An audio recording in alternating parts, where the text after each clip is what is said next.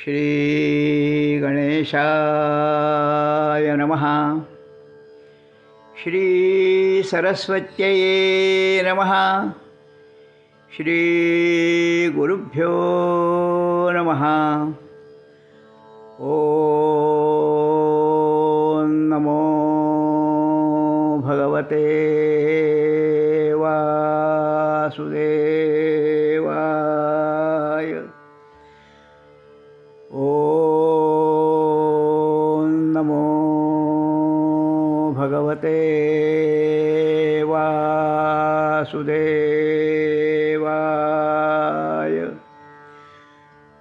ओम नमो भगवते वासुदेवाय.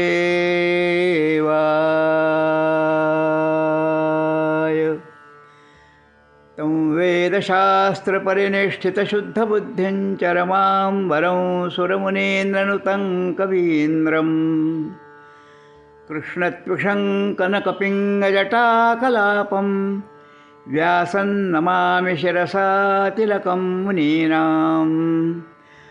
भगवान् गोपालकृष्ण महाराज की जय. राजाधिराज रामचंद्र महाराज की जय. श्री वामन परशुराम महाराज की जय. भगवती अदिति माता की जय. मंगलमूर्ति मोरया. श्री गुरुदेव दत्त.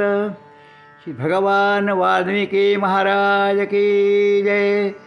बजरंगबली की जय. महारुद्र हनुमान की जय. सुंदरकांड हे आपलं आताच आपला सुंदरकांड संपण्याचा दिवस आहे. गेले 4 दिवस आपण सुंदरकांड सांगितलं आणि आज आपला हा 5 दिवसाचा जो कार्यक्रम आहे तो भगवतचरणी अर्पण करायचा आहे. हनुमंतानी केलेला जो पराक्रम आहे त्या पराक्रमाचं वाल्मिकी ऋषींनी इथे संबंध दर्शन करून दिलेलं आहे. संबंध वाल्मिकी रामायणामध्ये हनुमंताचं जे कार्य आहे त्याचा उत्कर्ष ह्या कांडामध्ये आहे. त्याची बुद्धिमत्ता, त्याचा हजर जबाबपणाची शक्ती, प्रत्युत्पन्नमती, धीर धरण्याची त्याची शक्ती, कोणत्याही अडचणीच्या परिस्थितीतून झटकन मार्ग कसा काढायचा याच्या संदर्भात त्याची असलेली तितिक्षा आणि विचार प्रगल्भ करण्याची शक्ती आणि शेवटी यश मिळवण्याकडे त्याचा असलेला कल आणि ते यश देखील चिरकाळ टिकणारं यश, तात्पुरतं यश नाही, असे त्याचे जे अत्यंत उत्कृष्ट गुण आहेत त्या गुणांचं याच्यामध्ये आपल्याला दर्शन होतं. हे सुग्रीव, वाली वगैरे हा जो सगळा चमू आहे ते रामाचा ज्या वेळेला जन्म झाला त्याच्या अगोदरपासून ह्यांचे जन्म करण्याचं हे विष्णूंनी आराखडा केलेला आहे. ते बालकांडामध्ये त्याची सगळी माहिती सांगितलेली आहे. कारण हे दिसायला जरी वानर असले तर देखील ते वानर नव्हते, म्हणजे देव होते. सगळ्या देवांचे अंशरूपाने अवतार या वानरांच्या रूपाने झालेले आहेत. जसं कृष्ण जन्माला यायचा त्यावेळेला पुष्कळ राक्षसांनी अंशावतार घेतले आणि पुष्कळ देवांनी अंशावतार घेतले. यादव जे होते ते सगळे देव होते किंवा विष्णूंनी पाठवलेले त्याचे पार्षद होते. ते भागवतामध्ये आपल्याला पाहायला मिळतं. आणि 16,100 ज्या स्त्रिया होत्या त्या विष्णूचं जे नारायण नावाचा अवतार, विष्णूंनी नारायण नावाचा अवतार घेतला. म्हणजे भागवत जर आपण पाहिलं तर तिथे 10 अवतार नाही आहेत. 10 अवतार विष्णूचे सांगितलेले 2-3च पुराण आहेत. जास्त ठिकाणी विष्णूचे अवतार पुष्कळ सांगितलेत. भागवतामध्ये 24 ते 28 विष्णूचे अवतार सांगितलेत. आणि त्यात पहिला वराह अवतार, मत्स्यकूर्म वराह असं नाही आहे, पहिला वराह अवतार आहे.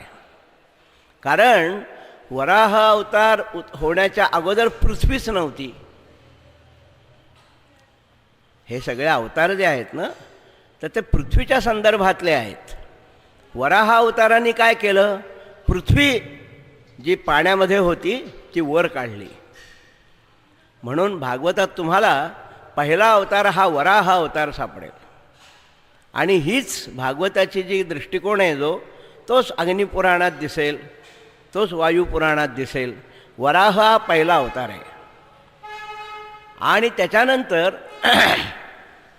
स्वयंभुव मनूच्या काळामध्ये वेगवेगळ्या तऱ्हेच्या, म्हणजे नंतर बराच काळ निघून जातो आणि त्याच्यानंतर मग 7वा म्हणजे एक मनू बदलला की तेवढ्या काळाला मन्वंतर असं म्हणायचं असतं. मन्वंतर म्हणजे पहिल्यांदा स्वयंभुव मनू, मग रौच्य मनू. एक मन्वंतर झालं की दुसरं मन्वंतर सुरू होतं, दुसरं मन्वंतर झालं की तिसरं मन्वंतर सुरू होतं, तिसरं मन्वंतर झालं की चौथं सुरू होतं. अशी 14 मन्वंतर आहेत. 14 वेगवेगळे मनू आहेत. आणि त्या मनूंनी एकाच्या नंतर दुसऱ्या मनूंनी राज्य केलं. कोणावर, तर त्या काळामध्ये असलेले मानव विशेष. कारण मनू आहे ना तो, आपण मनूपासून झालो म्हणून आपल्याला मानव म्हणतात. आपलं सगळ्यांचं रक्षण एक मन्वंतरपर्यंत मनू करत असतो. तर हा मनूचा काळ केवढा आहे, तर तो पुष्कळ मोठा आहे. 32,000 कोटीपेक्षा जास्त काळ एका मन्वंतराचा असतो. अशी 14 मन्वंतर आहेत. तर आपण सध्या ज्या मन्वंतरात आहोत त्याचं नाव वैवस्वत मन्वंतर असं आहे. आपण पूजेला जेव्हा बसतो, सत्यनारायणाची पूजा, तर गुरुजी आपल्याला सांगतात, श्रीमद्भगवतो महापुरुषस्य विष्णोराज्ञया प्रवर्तमानस्य अद्य ब्रह्मणो द्वितीये परार्धे विष्णुपदे श्री श्वेतबालाह कल्पे वैवस्वत मन्वंतरे. तुम्ही कधी पूजेला बसला असलात, कुठलीही असो पूजा, देवीची असो, गणपतीची असो, सत्यनारायणाची असो, सत्यदत्ताची असो, तर पहिल्यांदा जेव्हा सुरुवात होते तेव्हा असं ते गुरुजी सांगतात तुम्हाला म्हणायला. आणि ते स्वतः म्हणत असतात, श्रीमद्भगवतो महापुरुषस्य विष्णोः आज्ञया. भगवान महाविष्णू जो आहे त्याच्या आज्ञेने प्रवर्तमानस्य उत्पन्न, हे प्रवर्तमान झालेलं म्हणजे सुरू झालेलं, हे जे ब्रह्मदेवाचा म्हणजे विष्णूचा मुलगा ब्रह्मदेव ना, तर त्या ब्रह्मदेवाने सृष्टी उत्पन्न केली. तेव्हा पहिला जो सृष्टी उत्पन्न केल्यानंतर माणसं उत्पन्न केली आणि त्या माणसांचा तो पहिला स्वामी, त्याला त्यांनी मनू असं म्हटलं. तर पहिला स्वामी आहे तो स्वयंभुव मनू, तो ब्रह्मदेवाचा पुत्र आहे. आत्ता आपण 7व्या मन्वंतरात आहोत. म्हणजे एकूण 14 मन्वंतर आहेत, त्याच्यातल्या निम्म्या मन्वंतरामध्ये आत्ता आपण आलेलो आहोत. एक एक एक एक मन्वंतर संपवत 7व्या मन्वंतराचा मनू हा वैवस्वत मनू आहे. तेव्हा प्राकृतिक प्रलय झाला. या मन्वंतराच्या सुरुवातीला प्राकृतिक प्रलय असं त्याचं नाव आहे. म्हणजे तात्पुरता प्रलय झाला. सगळ्या मोठा प्रलय असा नाही झाला, लोकल, त्या मानाने छोटा असलेला. आणि तो प्रलय ज्या वेळेला झाला त्यावेळेला मनू संध्या करायला बसलेला आहे शरयू नदीच्या किनाऱ्यावर. आणि अचानक त्याच्या हातामध्ये कमंडलू जो होता त्याने तो आचमन करण्यासाठी गेला तर त्या कमंडलूमध्ये मासा होता, एक बारकासा. तो एकदम त्याच्या हातात आला. तो म्हणला, अरे हा मासा कसा आहे? तो एकदम मासा मनूच्या भाषेत बोलला, संस्कृत वाणीनी.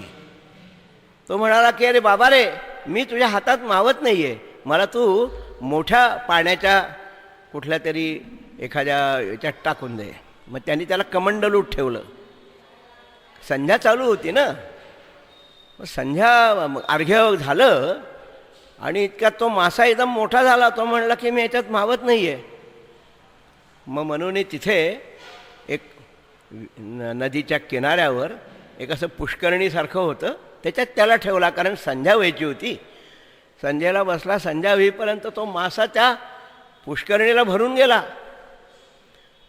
तर मनू म्हणला, अरे हे निराळच दिसतंय आणि तो माणसाच्या वाणीने बोलतोय ना, त्यामुळे मनूच्या लक्षात आलं की वेगळंच आहे काहीतरी. मग त्याने त्याला असं उचललं, मोठा होता मासा तो, असं उचललं आणि शरयू नदीत टाकलं. कारण या वैवस्वत मनूची नगरी म्हणजे अयोध्या, मनूची रम्य अयोध्यापुरी. रामाचा जो पूर्वज आहे तो मनू आहे. रामाचा आता आपण रामायण चाललं आहे की नाही, तर त्याचे वडील, त्यांचे वडील, त्यांचे वडील, त्यांचे वडील, त्यांचे वडील असं जर करत गेलो तर पहिल्यांदा हे वैवस्वत मनू आहे. सूर्यवंशातला आहे राम. वैवस्वत, विवस्वान हे सूर्याचं नाव आहे. विवस्वान हा आकाशात जो तळपतोय सूर्य, त्याचं नाव विवस्वान असं आहे. त्याला 6 मुलं झाली आणि 7 मुलं झाली आणि 2 मुली झाल्या. अशी त्याची मोठी कथा आहे बरं का, मोठी कथा आहे. आता आपण ती काय सगळी कथा सांगत नाही आहोत. तर त्याच्यातली 2 मुली आणि 7 मुलं. तर त्याच्यातला सगळ्यात मोठा जो आहे त्याचं नाव श्राद्धदेव. त्याला वैवस्वत मनू असं दुसरं टोपण नाव आहे.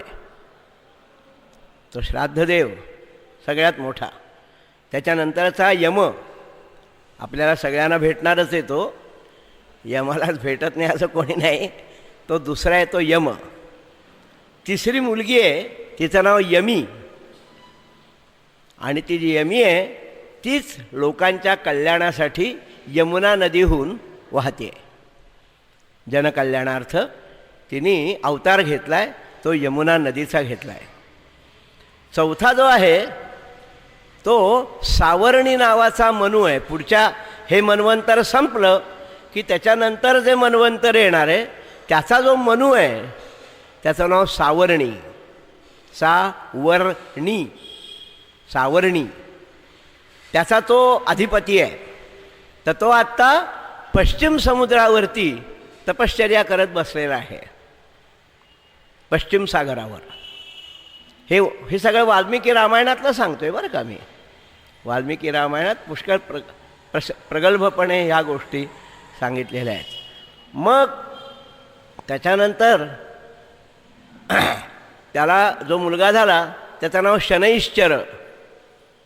म्हणजे आकाशात जो शनी आहे, 7.5 वगैरे आपण ज्याच्याबद्दल म्हणतो, तो शनैश्चर हा सूर्याचा पुत्र आहे.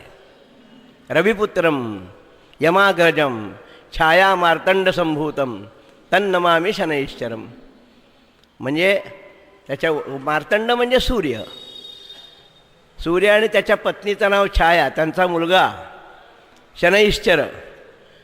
आणि त्या तिसरी ज्याची जी बहीण आहे तिचं नाव तपती, म्हणजे तापी नदी. आपल्या मोठ्या बहिणीने यमुना नदी व्हायचं ठरवल्यावर धाकट्या बहिणीने जनकल्याणार्थ तापी नदी झाली. आणि ती पश्चिम समुद्राला मिळते. भारतात 2च नद्या पश्चिम समुद्राला मिळतात, बाकी सगळ्या बंगालच्या उपसागराला मिळतात. सगळ्या गोदावरी आहे, कृष्णा आहे, गंगा आहे, यमुना आहे, या सगळ्या मिळतात कोणाला? तर बंगालच्या उपसागराला. पण ह्या 2 नद्या नर्मदा आणि तापी, या 2 नद्या अरबी समुद्राला मिळतात. त्यांचा प्रवाह असा पश्चिमेकडे आहे आणि ह्या उरलेल्या पूर्वेकडे जातात.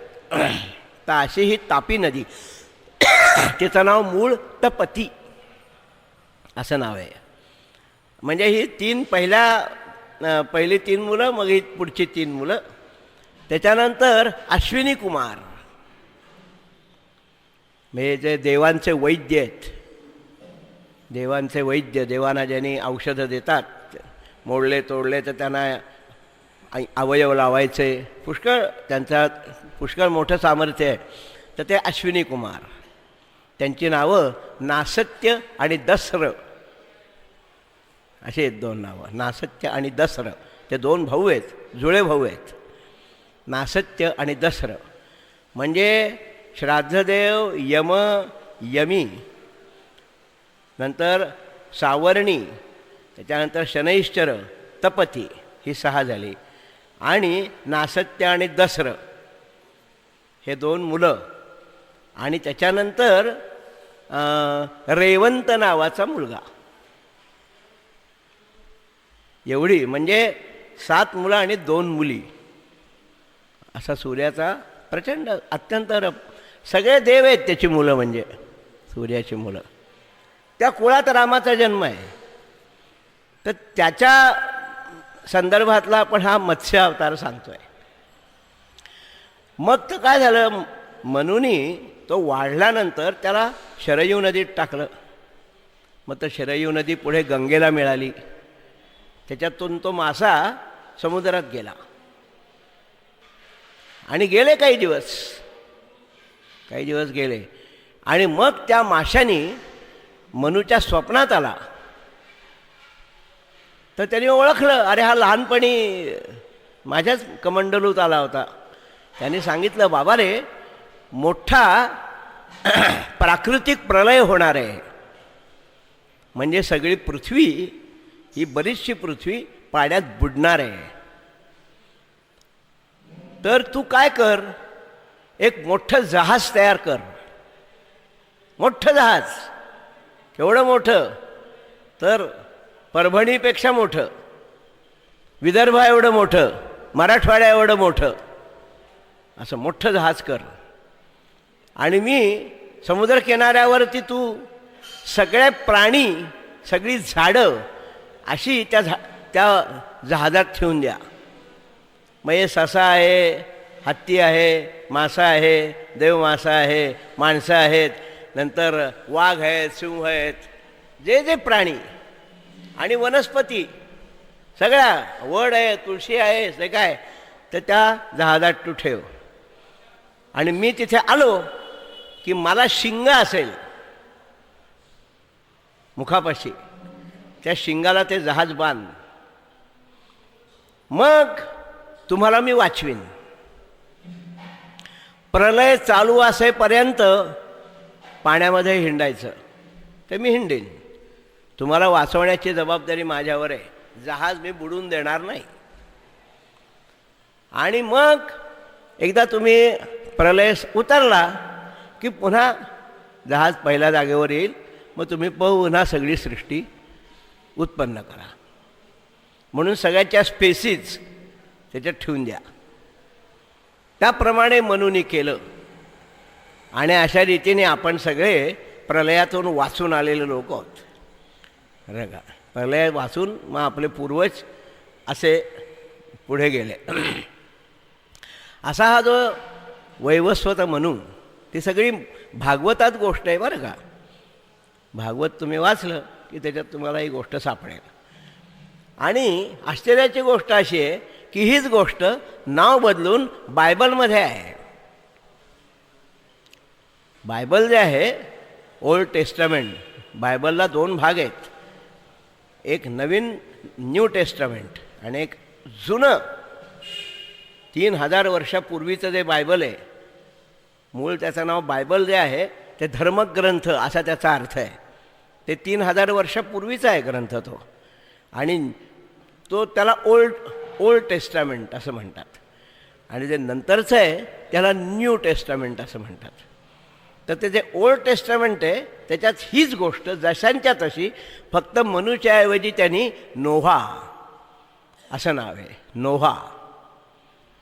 आणि या नोव्हानी अशीच गोष्ट अशीच की तो मोठं जहाज बांधलं, याला त्याच्या शिंगाला बांधलं, मग त्याने ते फिरवलं आणि नंतर मग सगळं पाणी ओसरल्यावरती नोव्हानी पुन्हा लोकांची सगळी वाढ केली.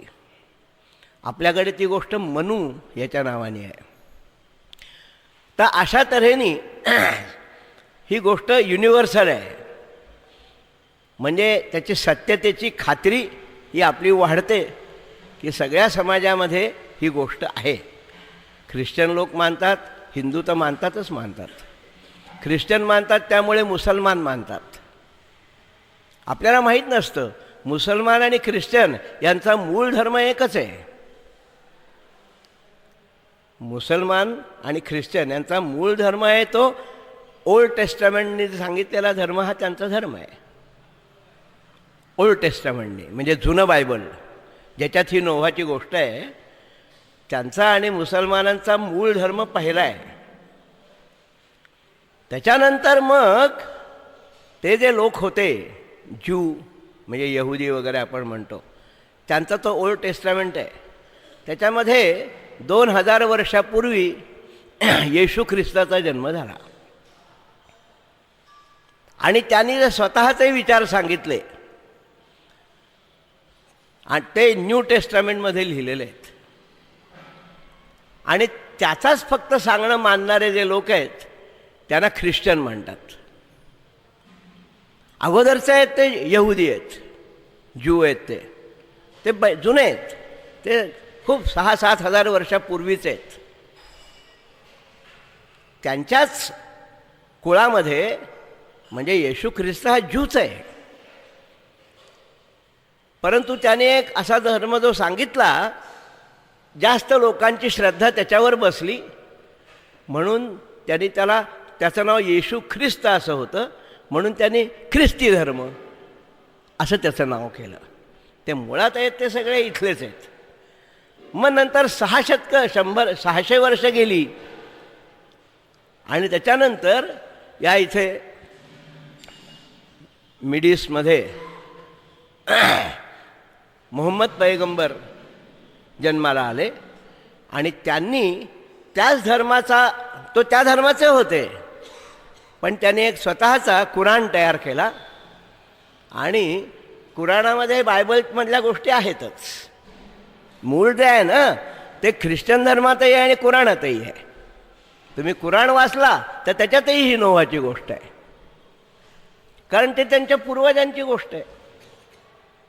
कुराणात पण ही गोष्ट आहे. त्यामुळे ही गोष्ट युनिव्हर्सल आहे, कारण बहुतेक जगामध्ये हे मुख्य 3 धर्म आहेत.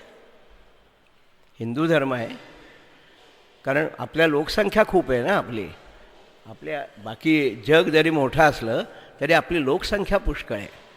त्यामुळे ख्रिश्चन सगळ्यात जास्त आहेत हल्ली, त्याच्या खालोखाल मुसलमान आहेत आणि त्याच्या खालोखाल हिंदू आहेत. आज सुद्धा 400 वर्षापूर्वी मुसलमान जास्त होते, त्याच्या खालोखाल ख्रिश्चन होते आणि त्याच्या खालोखाल हिंदू होते. कारण हिंदू धर्म हा फक्त भारतात आहे, बाकी कुठे नाही आहे.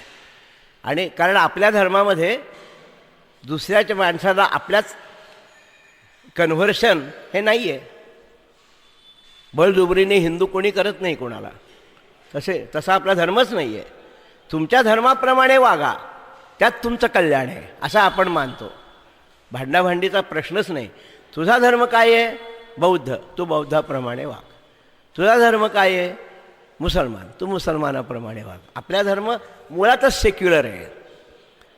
त्याला सेक्युलॅरिटी ही भाड्याने घ्यावी लागत नाही, मुळातच तो सेक्युलर आहे.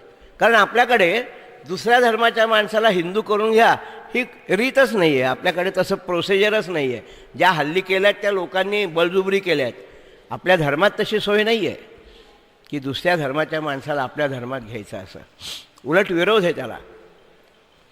त्या धर्माच्या माणसाने त्याच धर्मात राहावं असं आपला धर्म सांगतो. तर अशा तऱ्हेने हा जुना काही इतिहासाकडे आपण जर बघितलं तर त्याच्यामध्ये असं आहे की हा जो मनू आहे 7वा मनू आजचा, तर ते 7वं मनवंतर आहे. आणि एकेका मनवंतरात पहिल्यांदा स्वयंभू मनवंतर जेव्हा होतं तेव्हा विष्णूंनी सृष्टी ही पृथ्वी जी आहे ती पाण्यात होती, ती बाहेर काढली.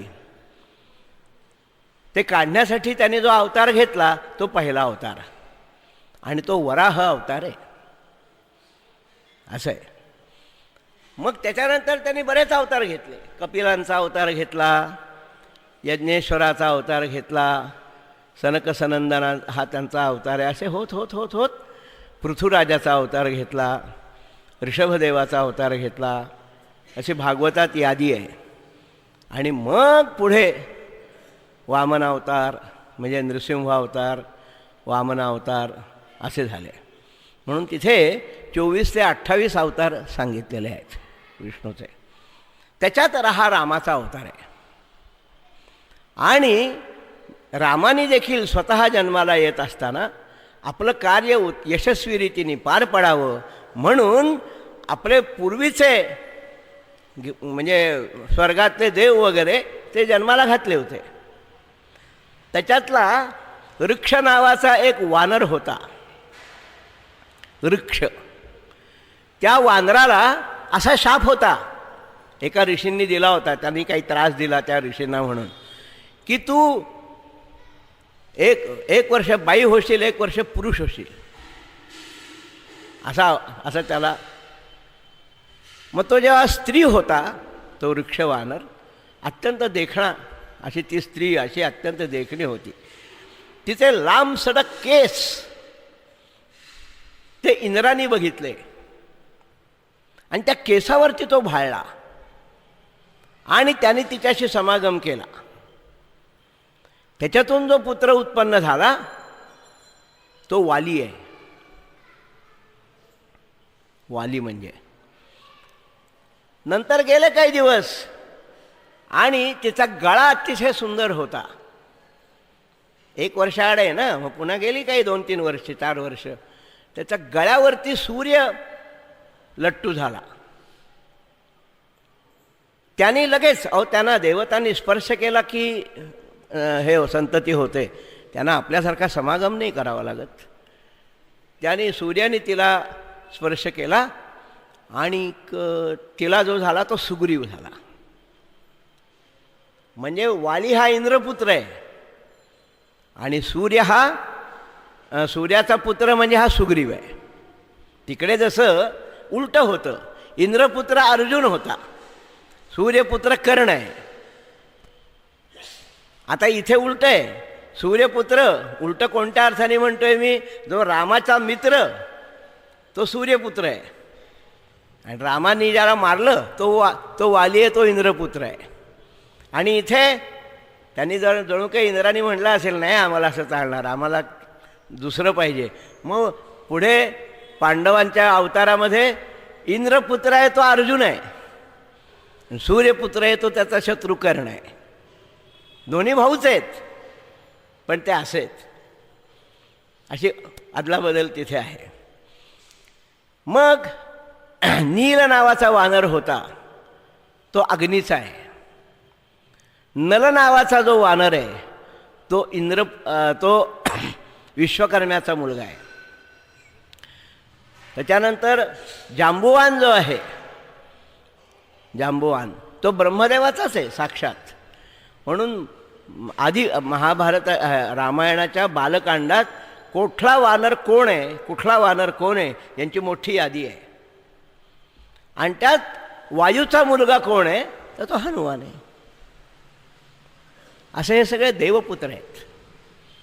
म्हणून ते रावणाशी युद्ध करू शकले, कारण रावणाचं एवढं पुण्य होतं की सर्वसामान्यपणे त्याच्या पुढे कोणी उभाच राहू शकत नव्हता. पण देव त्याच्याशी युद्ध करू शकत नव्हते, कारण ब्रह्मदेवानी असा वर दिलेला आहे रावणाला की तुला देव, दैत्य, असुर, यक्ष, किन्नर, गंधर्व ह्या ब्रह्मदेवाने त्याला वर दिलेले आहेत की कोणीही तुझा बालबाका करू शकणार नाही. रावण हा कैकसीचा मुलगा आणि कैकसीची जी सवत होती देववर्णिनी नावाची, कैकसी होती राक्षस घराण्यातली आणि देववर्णिनी होती ती ऋषी घराण्यातली. ऋषी नावाचं कुळ आहे त्याच्यातली होती, भरद्वाज नावाच्या ऋषींची मुलगी होती. आणि ती मोठी म्हणजे कैकसी धाकटी होती. ऋषी होते विश्रवा नावाचे ऋषी. त्या विश्रवा ऋषींचं नाव विश्रवा का पडलं तर पुलस्त्य नावाचे त्यांचे जे वडील होते विश्रवा ऋषींचे, तो ब्रह्मदेवाचा पुत्र आहे. तो तपश्चर्येला बसलेला असताना त्या रानात त्याच्या तपामध्ये स्त्रिया म्हणजे अप्सरा विघ्न आणायला लागल्या आणि त्याच्या उगाचच त्याला त्रास व्हायचा. त्याचं काही त्यांच्याकडे लक्ष कधी जायचं नाही, पण ते आपला नाचच करतायत, गाणीच म्हणतायत. मग तो म्हणला हे काय चाललंय, माझी शांत चित्ताने होत येत ना तपश्चर्या, माझं काही त्यांच्याबद्दल काही मनात सुद्धा येत नाही त्यांच्याबद्दल काही, पण यांची कटकट कशाला. म्हणून त्यांनी त्या रानाला असा शाप दिला की ह्या रानामध्ये जी स्त्री येईल ती आपोआप गर्भवती होईल, असा शाप दिला पुलस्त्य ऋषींनी. त्यांचे वेद ते सतत वेद म्हणत असत. त्या वेदाच्या वाणीबरोबर त्या बाईला गर्भ जाणार असा शाप दिला. तर तसा शाप असताना सुद्धा एक तिथे स्त्री गेली, त्याने त्या पुलस्त्याचा आवाज ऐकला आणि त्या आवाजातून श्रवण केल्यातून मुलगा झाला, म्हणून त्याचं नाव विश्रवा असं पडलं. म्हणजे त्याचा गर्भ कोणता तर वेदमंत्र, वेदमंत्रापासून त्याचा जन्म झाला विश्रवा ऋषींचा. म्हणजे पुरुष स्त्री समागम नाहीच.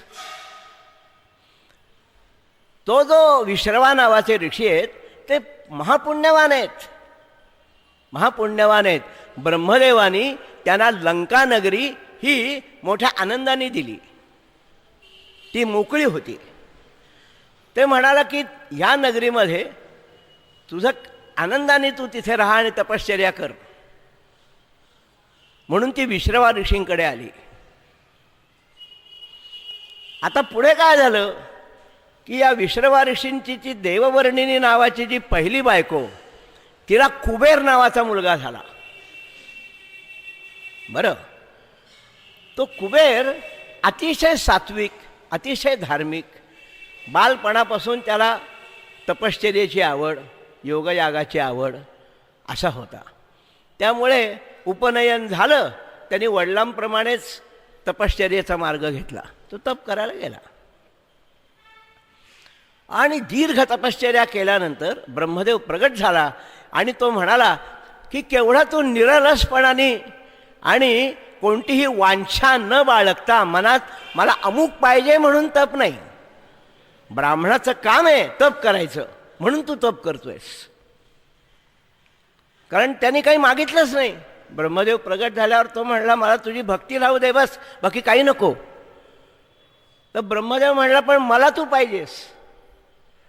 म्हणून त्यांनी त्याला सांगितलं की देवांची जी रिझर्व्ह बँक आहे त्याचा तुला मी गव्हर्नर नेमतो, मला ती जागा रिकामी आहे. देवांची जी संपत्ती आहे त्या संपत्तीचा अधिपती, म्हणजे सगळ्या सृष्टीमध्ये जेवढ्या जेवढ्या संपत्ती आहेत त्यांचा अधिपती. आणि तुला पोलीस दल जे लागतं संरक्षणार्थ संपत्तीच्या, तर त्याच्यात त्यांनी यक्ष आणि राक्षस असे दोन प्रकारचे त्याचं सैन्य दल तयार केलं. ब्रह्मदेवाने उत्पन्न केलं स्वतःतून आणि त्यांना सांगितलं की हे तुझ्या हाताखाली राहतील. मग सज्जन जे राक्षस होते ते आणि यक्ष हे त्याचं सैन्य झालं. इकडे काय झालं तुम्हाला मी एक जुनी म्हणजे अगोदरची गोष्ट सांगतो, मोठा आश्चर्यकारक आहे म्हणून. तुम्ही म्हणाल आपल्याला चाललं आहे कुठे आणि काय, परंतु ह्यांचं पूर्वजीवन कसं आहे. ही जी लंका नगरी आहे ती पहिल्यांदा राक्षसांची होती. राक्षसांची होती. माली, सुमाली आणि माल्यवान असे 3 सख्खे भाऊ होते. खूप प्रेमाने राहायचे. माली, सुमाली आणि माल्यवान ते ह्या लंका नगरीचे राजे होते. परंतु ते देवांच्या कुरापती काढायचे म्हणून विष्णूशी त्यांचं युद्ध झालं आणि त्याच्यामुळे माली हा विष्णूकडनं मेला. सुमाली आणि माल्यवान हे पाताळात पळून गेले आणि लंका हजारो वर्ष ओस होती. ती ब्रह्मदेवानी तयार केलेली आहे लंका नगरी आणि तिचा मुख्य ब्रह्मदेव हा पहिला, त्यांनी ते तयार केलेली आहे, विश्वकर्म्याकडनं तयार केली आहे. तिचा डिझायनर, आर्किटेक्ट आणि बिल्डर सगळा हाच आहे, विश्वकर्माच आहे. म्हणून ती इतकी सुंदर नगरी आहे. मग आपला जो विश्रवा नावाचा नातू तो फार पुण्यवान आहे म्हणून त्याने ती विश्रव्याला दिली ब्रह्मदेवानी. परंतु माली मेला तरी सुमाली आणि माल्यवान यांना आठवत होतं की लंका नगरी आपली आहे आणि ती आता कुबेराकडे गेली आहे. मग ती आपली आहे म्हणजे आपल्याला मिळाली पाहिजे म्हणून त्यांचा त्या नगरीवर डोळा होता. म्हणून तो त्यातला जो सुमाली होता त्याची अत्यंत सुंदर मुलगी, तिचं नाव कैकसी, ती त्यांनी विश्रव्याला दिली. कारण ते बेट विश्रव्याकडे होतं ना, म्हणजे मग वारसा हक्कानेच ते आपल्याकडे येईल. म्हणून त्यांनी ते दूरदृष्टीने कपट केलं. विश्रव्यानी तिच्याशी संसार केला आणि तिला 4 मुलं झाली. पहिला रावण, दुसरा कुंभकर्ण, तिसरा बिभीषण आणि चौथी शूर्पणखा, ती मुलगी आहे. अशी 4 मुलं झाली. रावण, कुंभकर्ण, शूर्पणखा आणि त्याच्यामधला बिभीषण असे झाले. त्यातला बिभीषण हा कुबेरासारखा अत्यंत सत्शील आहे आणि कुंभकर्ण आणि रावण भयंकर दाणगट. ह्याला टपला मार, त्याला मारून टाक, असं लहानपणापासून स्वभावच तसा. गुंडगिरी करायची, रस्त्यात जायचं, माझंच खरं असं म्हणायचं, मारामाऱ्या करायचं, रोजच तक्रारी. तर कैकसी म्हणाली रावणाला की अरे तुझा मोठा भाऊ म्हणजे कुबेर, लहानपणापासून त्यांनी तप केलं आणि केवढं वैभव मिळवलं. आज तो सगळ्या देवांचा संपत्तीचा गव्हर्नर आहे आणि तू हे असं उडाणटप्पूगिरी करतोयस, हे शोभत नाही तुला, हे बरोबर नाही.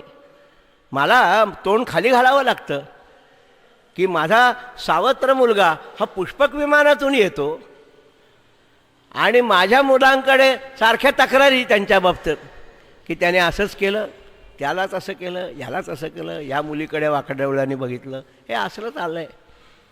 असं रावण करत असे, स्वभावच तसा होता. तर रावणाचं एकदम डोकं फिरलं, हे बरोबर नाही म्हणला. आपली आई म्हणते आपणही ताकद मिळवू. आणि मग ते तिघेही भाऊ, रावण गेला, कुंभकर्ण गेला, विभीषणाला तर आवडच होती तपश्चर्या करायची, ते गोकर्ण क्षेत्रावर गेले, गोकर्ण समुद्र किनाऱ्यावर, आणि तिथे त्यांनी 10,000 वर्ष तपश्चर्या केली. अन्न नाही, पाणी नाही, भक्कम, मनाने भक्कम. आणि त्या काळात अन्न नसलं तरी मरत नसत लोक. कृतयुग आहे हे, कृतयुगातली गोष्ट आहे. आणि दृढ निश्चय करून जे बसायचे ते तपश्चर्या म्हणजे ओळीने तपश्चर्या, अशी दीर्घ तपश्चर्या केली. सगळीकडे हाहाकार उडाला की ह्यांच्या तपाला जर आता ब्रह्मदेवानी लक्ष दिलं नाही, कारण तपश्चर्याचा मूळ अधिष्ठाता ब्रह्मदेव आहे, तो ब्राह्मण आहे.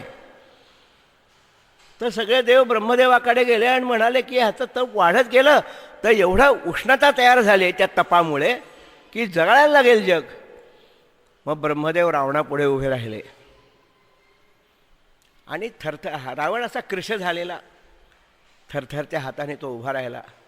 आणि तेव्हा हात जोडून त्यांनी सांगितलं की मला अशा तऱ्हेचा वर दे की मला अमरत्व येईल, मी कधी मरणार नाही.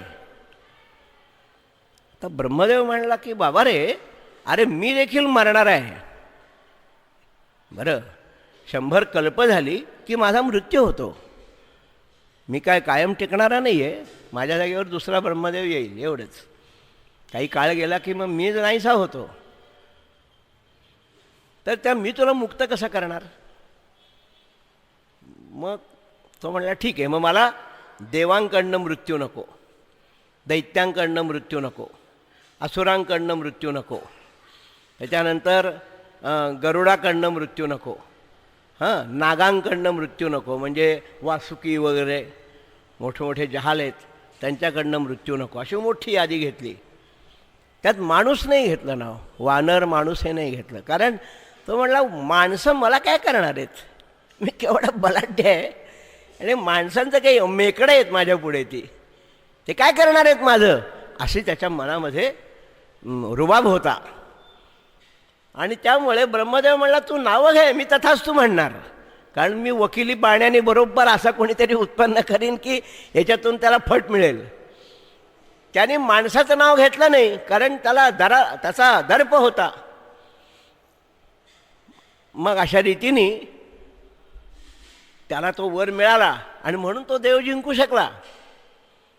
मग ब्रह्मदेव ह्याच्या पुढे उभा राहिला, कुंभकर्णाच्या पुढे. त्याबरोबर देव भयंकर घाबरले, कारण रावणापेक्षा कुंभकर्ण हा दुष्ट आणि भयंकर ताकदवान होता. तो लहानपणीच त्याने कित्येक ऋषींना खाऊन टाकलेलं होतं गंमत म्हणून. शरीरच केवढं मोठं होतं त्याचं, अजस्र शरीर होतं. आता ह्याला जर ह्याने असे काही वर मागितले तर आपल्याला आटोपणं शक्यच नाही. म्हणून ते सरस्वतीकडे गेले सगळे देव आणि तिला प्रार्थना केली की आता तू ह्याच्यातून मार्ग काढ, आम्हाला काहीच सुधरत नाही, बुद्धीची देवता आहेस तू काहीतरी कर. ती तथास्तु म्हणाली. आणि कुंभकर्णाच्या पुढे ब्रह्मदेव प्रगट झाल्याबरोबर कुंभकर्ण अर्धांड शरीर ब्रह्मदेवाकडे असं बघतोय खाली, तो उंच आहे. आणि त्याने ब्रह्मदेवाला सांगितलं बाबा रे, तू माझ्यावर प्रसन्न झालेला आहेस तर मी तुला असा वर मागतो की, असं म्हणला. इतक्यात सरस्वतीने त्याच्या जिभेत उडी मारली. आणि त्यांनी काय सांगितलं, त्याला मागायचं होतं काहीतरी, पण एकदम त्या सरस्वती बोलून गेली काय, मला झोप दे. ब्रह्मदेव लगेच तथास्तु म्हणला आणि गुप्त झाला. सॉरी म्हणायला वेळच नाही. त्यामुळे तो झोपायला लागला. हो काम झोपायचा. आता काय ब्रह्मदेव म्हणला तू वर मागितलास तसं मी दिला, असं झालं. मग तिथून ब्रह्मदेव बिभीषणाकडे गेला. हे सगळं गोकर्णाच्या समुद्र किनाऱ्यावरती त्यांचे आश्रम होते आणि तिथे त्यांनी तपश्चर्या केलेली होती. बिभीषणांनी सांगितलं कुबेरासारखंच की मला काही नको, तुझी भक्ती अनन्यपणाने माझ्या हृदयात राहू देत. तेव्हा ब्रह्मदेवाला आनंद वाटला आणि तो म्हणाला बाबा रे, तू 1 कल्पपर्यंत अमर राहशील. हे रावणाने मागितलं होतं त्याला दिलं नाही, याला आपणहून दिलं आणि तुझं कल्याण होईल. असा बिभीषण अश्वत्थामा बलिर्व्यासो हनुमांश्च बिभीषण कृपा परशुरामश्च सप्तेते चिरजीविनः. असा चिरंजीव आहे तो. 1 कल्पपर्यंत त्याला मृत्यूची भीती नाही आहे. असे हे तिघांचे जन्म आहेत. आणि त्यांच्याबरोबर प्रचंड हे शत्रू सामर्थ्य आहे, भयंकर महाबलाढ्य असे राक्षस. आणि त्यामुळे त्यांना जिंकण्यासाठी विष्णूंनी जेव्हा रामाचा अवतार घेतला तेव्हा एकापेक्षा एक मोठे देव हे अंशाने तिथे प्रगट झाले. अंशावतरण सगळ्या देवांचं. अशा तऱ्हेचे हे देव आहेत. त्याच्यातला हनुमान आहे तो वायुपुत्र आहे. नील आहे तो अग्नीचा पुत्र आहे. नल आहे तो विश्वकर्म्याचा पुत्र आहे. त्याच्यानंतर वाली आणि सुग्रीव हे अनुक्रमे इंद्र आणि सूर्य यांचे पुत्र आहेत. अशी ही पलटण आहे. इकडे दैत्यांची पलटण आणि राक्षसांची पलटण आणि इकडे देवांची पलटण. आणि या रावणाने सीतेला पळवलं. आता हे त्यांनी दुष्टपणाकडून पळवलं का त्याच्या मनात काहीतरी आपलं भलं व्हावं अशी इच्छा होती. कारण काल मला आमच्या मामांनी सांगितल्याप्रमाणे म्हणजे आम्ही रात्री एकत्र असतो, इथं झोपतो बरं का. ते जे भजनं म्हणतात तर त्यांनी मला सांगितलं की एकनाथी भागवतात फार वेगळं आहे. तर एकनाथी भागवतात ते मूळ रामायणात नाही आहे हे खरं आहे, कारण मूळ रामायण हे फार जुनं आहे आणि ते रामाच्या वेळचं आहे. एकनाथांनी लोकांचं मन रिझवण्यासाठी पुष्कळ गोष्टी त्याच्यामध्ये अशा घातल्यात की लोकांना एकदम ते त्यांचं मन खेचलं जाईल. तर त्याच्यामध्ये त्यांनी कसं म्हटलेलं आहे की विष्णू आहे तो राम आहे, त्याच्याकडनं मृत्यू हवा अशी त्यांची इच्छा आहे रावणाची. ही जी कल्पना आहे ती वाल्मिकी रामायणात आलेली आहे बरं का. एकनाथांनी निराळ्या पद्धतीने मांडले पण वाल्मिकी रामायणात ती कथा आलेली आहे. कशी आलेली आहे? रावण विजय मिळवत मिळवत मिळवत मिळवत खूप हिंडला. स्वर्गात गेला, सूर्यलोकात गेला, यमलोकात गेला, वरुण लोकात गेला. सगळ्यांशी युद्ध करून त्याने सगळ्यांना जिंकलं रावणाने. आणि त्याच्यानंतर तो पाताळात गेला.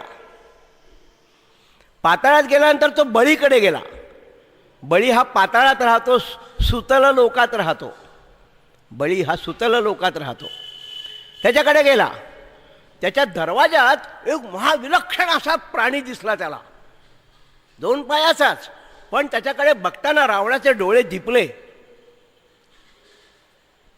तर रावणाला बघितल्याबरोबर तो पुरुष गुप्त झाला. रावण आत गेला. हे सगळं वाल्मिकी रामायणातलं सांगतोय मी, बाहेरचं काही सांगत नाही आहे. वाल्मिकी रामायणाच्या उत्तरकांडामध्ये संबंध रावणाचं चरित्र सांगितलं आहे. खूप मोठं आहे.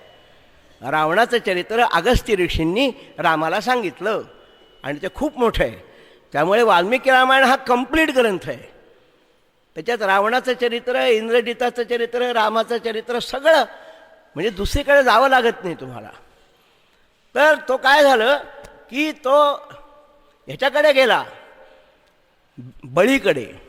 त्या बळीने वामनाला संतुष्ट केल्यामुळे वामनाने त्याला त्रैलोक्यातला सगळ्यात श्रीमंत देश म्हणजे सुतल लोक, सगळ्यात श्रीमंत वैभव संपन्न त्याचं राज्य दिलेलं होतं. मग बळी तिथे राज्य करतोय, अजूनही करतोय. आणि त्याच्या दरवाजात वामन थांबलेला आहे म्हणजे विष्णू वामनाचं रूप घेऊन. तर त्यांनी त्याला रूप दाखवलं पण त्याला रावणाला विरोध करायचा नव्हता. रावण निघून आत गेला. बळीकडे गेल्यानंतर त्याने आपलं व्हिजिटिंग कार्ड दिलं. त्याला बळीने ये म्हणून सांगितलं. बळी खूप मोठा आहे, त्याच्यापेक्षा वयाने खूप मोठा आहे, हजारो वर्ष जास्त आयुष्य त्याच्यापेक्षा. मग रावण दरबारात गेला. बळीने त्याला बसण्यासाठी सिंहासन दिलं. त्यांच्या इकडच्या तिकडच्या गप्पा झाल्या. मी काय काय जिंकलं आहे वगैरे सगळं रावणाने सांगितलं. तेव्हा तो बळीला म्हणाला की बाबा रे, विष्णू हा आपला दोघांचा शत्रू आहे. म्हणजे रावणच मनाने म्हणला. खरं म्हणजे बळी हा विष्णू भक्त आहे पण त्याने काय त्याचा विचार नाही केला. तो म्हणला असं आहे की बाबा रे, तुझ्या आजोबांना विष्णूनी मारलं, हे आजोबांना विष्णूनी मारलं. तुझ्यानंतर आज एक म्हणजे हिरण्यकश्यपू, आणि त्याचा जो भाऊ होता हिरण्याक्ष त्यालाही विष्णूनी मारलं. असं आहे सगळं, फाडून मारलं तुझ्या आजोबांना. तर म्हणून आपण दोघांनी मिळून एकत्र आलो तर या विष्णूला मारू शकतो. तुझं बळ आणि माझं बळ मी आत्तापर्यंत इतके इतके विजय मिळवलेत. तर बळी मनात हसला आणि तो म्हणला, फार चांगली कल्पना आहे तुझी ही, बरं का. पण एकदम मला आता दुसरं असं आठवलं, एक माझं छोटंसं काम आहे. तुला 20 हात आहेत ना, आणि तू ताकदवान आहेस, तूच आत्ता म्हणलास मी एवढ्या सगळ्यांना मारलं आहे वगैरे. माझं एक थोडंसं शक्तीचं काम आहे आणि आमच्याकडे इतका शक्तिमानच कुणी नाही आहे. तू आला आहेस आणि तू मला पंतवासारखा आहेस, त्यामुळे तुला काही छोटंसं काम सांगायला हरकत नाही. तर माझं एवढं काम आहे की या कोपऱ्यामध्ये ही वस्तू आहे ना, अशी एक असं उंच, असं खूप उंचीचं असं एक मोठं काहीतरी वस्तू होती सुवर्णाची, त्याला रत्न लावलेली आणि मोत्यानी वगैरे अशी अत्यंत रमणीय अशी वस्तू होती. पण अशी 100 फूट उंचीची विलक्षण होती ती वस्तू. अशी बळीच्या राजसभेच्या एका कोपऱ्यात होती. बळी म्हणाला की ते आम्हाला खरं इथे नको आहे, आम्हाला ते अमुक अमुक ठिकाणी पाहिजे, ती उचलताच येत नाही आम्हाला. माझे सगळे दैत्य मी कामाला लावले, तर काय हालत नाही आहे, तर तू सहज करशील. रावण म्हणला, सहज त्याच्यात काय, मी काय पृथ्वी देखील उचलू शकेन, असं माझं बळ आहे. मग तो म्हणला, तेवढं जरा काम कर. रावण गेला. त्याने असा हात घातला त्याच्या मध्यावर. त्याला वाटलं अशी उचलून मी ठेवून देईन. ते काय हल्लं नाही. हे उत्तरकांडातली गोष्ट सांगतोय मी, मनची हरदाशी गप्पा नाही आहे. मग त्याने 2 हात लावले, ती काय हले ना. मग तिकडचे 4, तिकडचे हात 4, असं करत करत शेवटी इकडचे 10 आणि तिकडचे 10, 20 हात लावले. घामटा आलं, त्याला काही हलेच ना, आणि तो तिथे बेशुद्ध होऊन पडला. म्हणजे असं त्याला तिरमिरी आली आणि पडला. बेशुद्ध म्हणजे काय.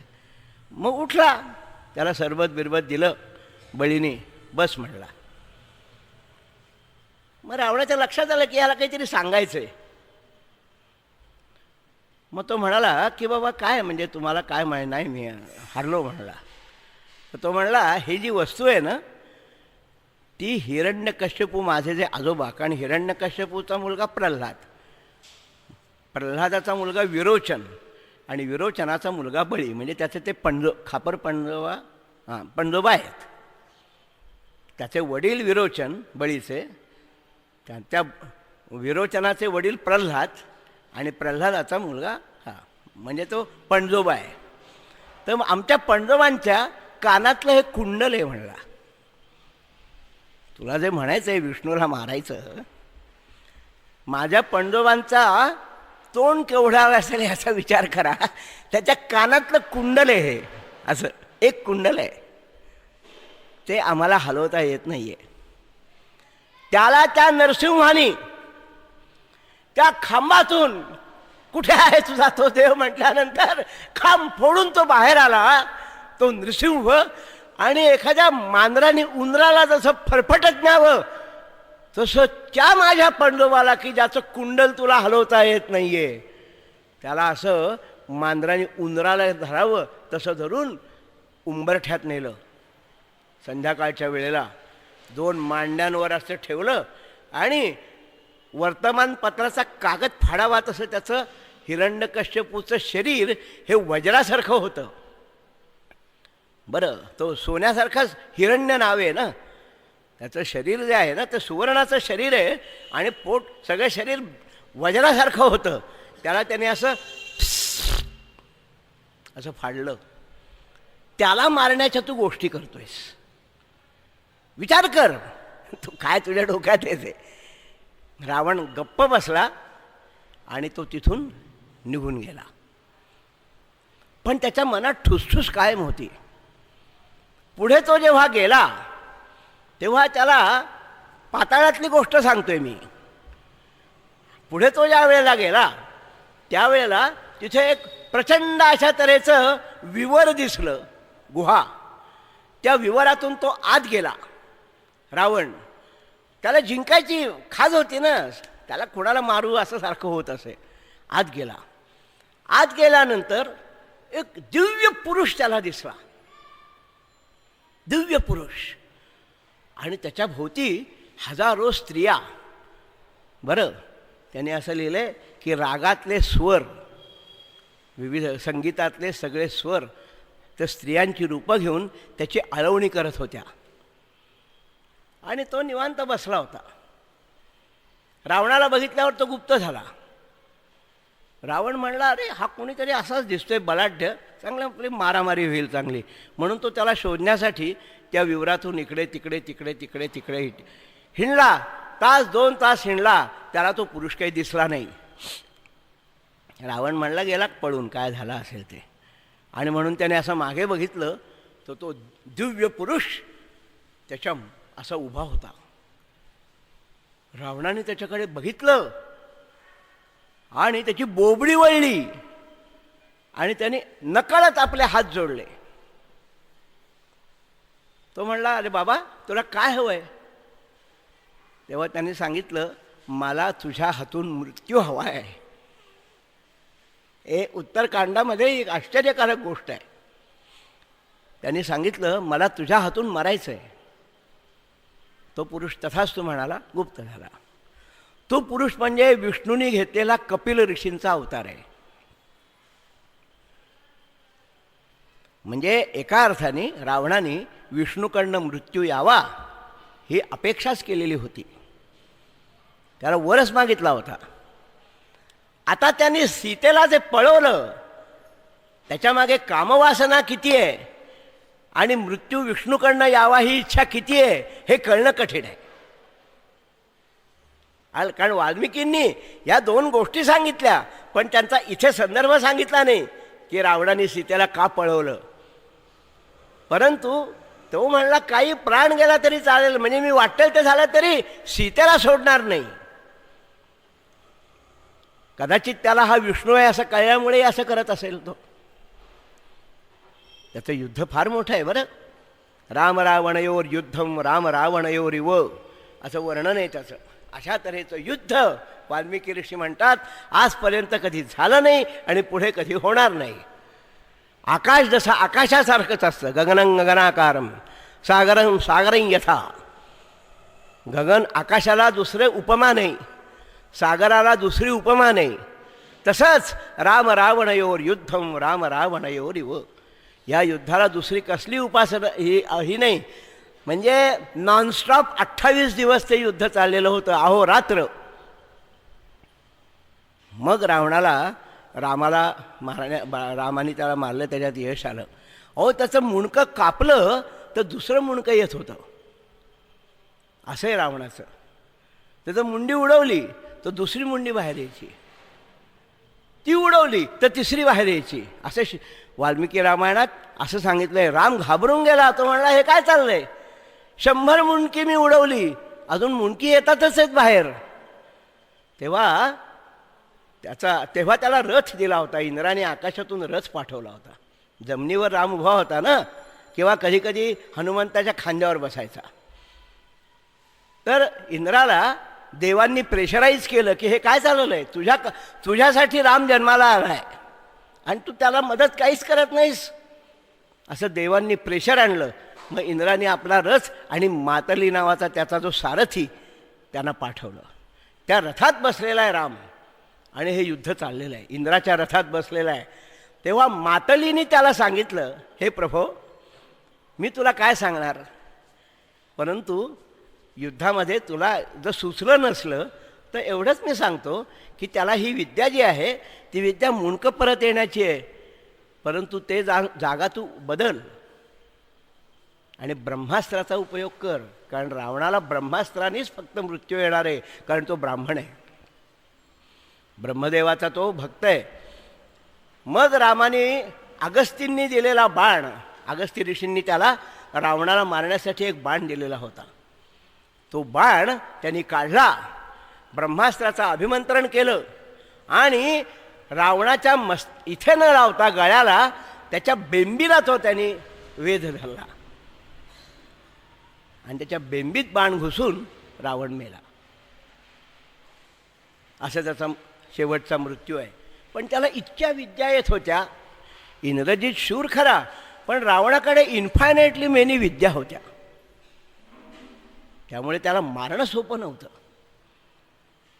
असा हा विलक्षण रावण आहे.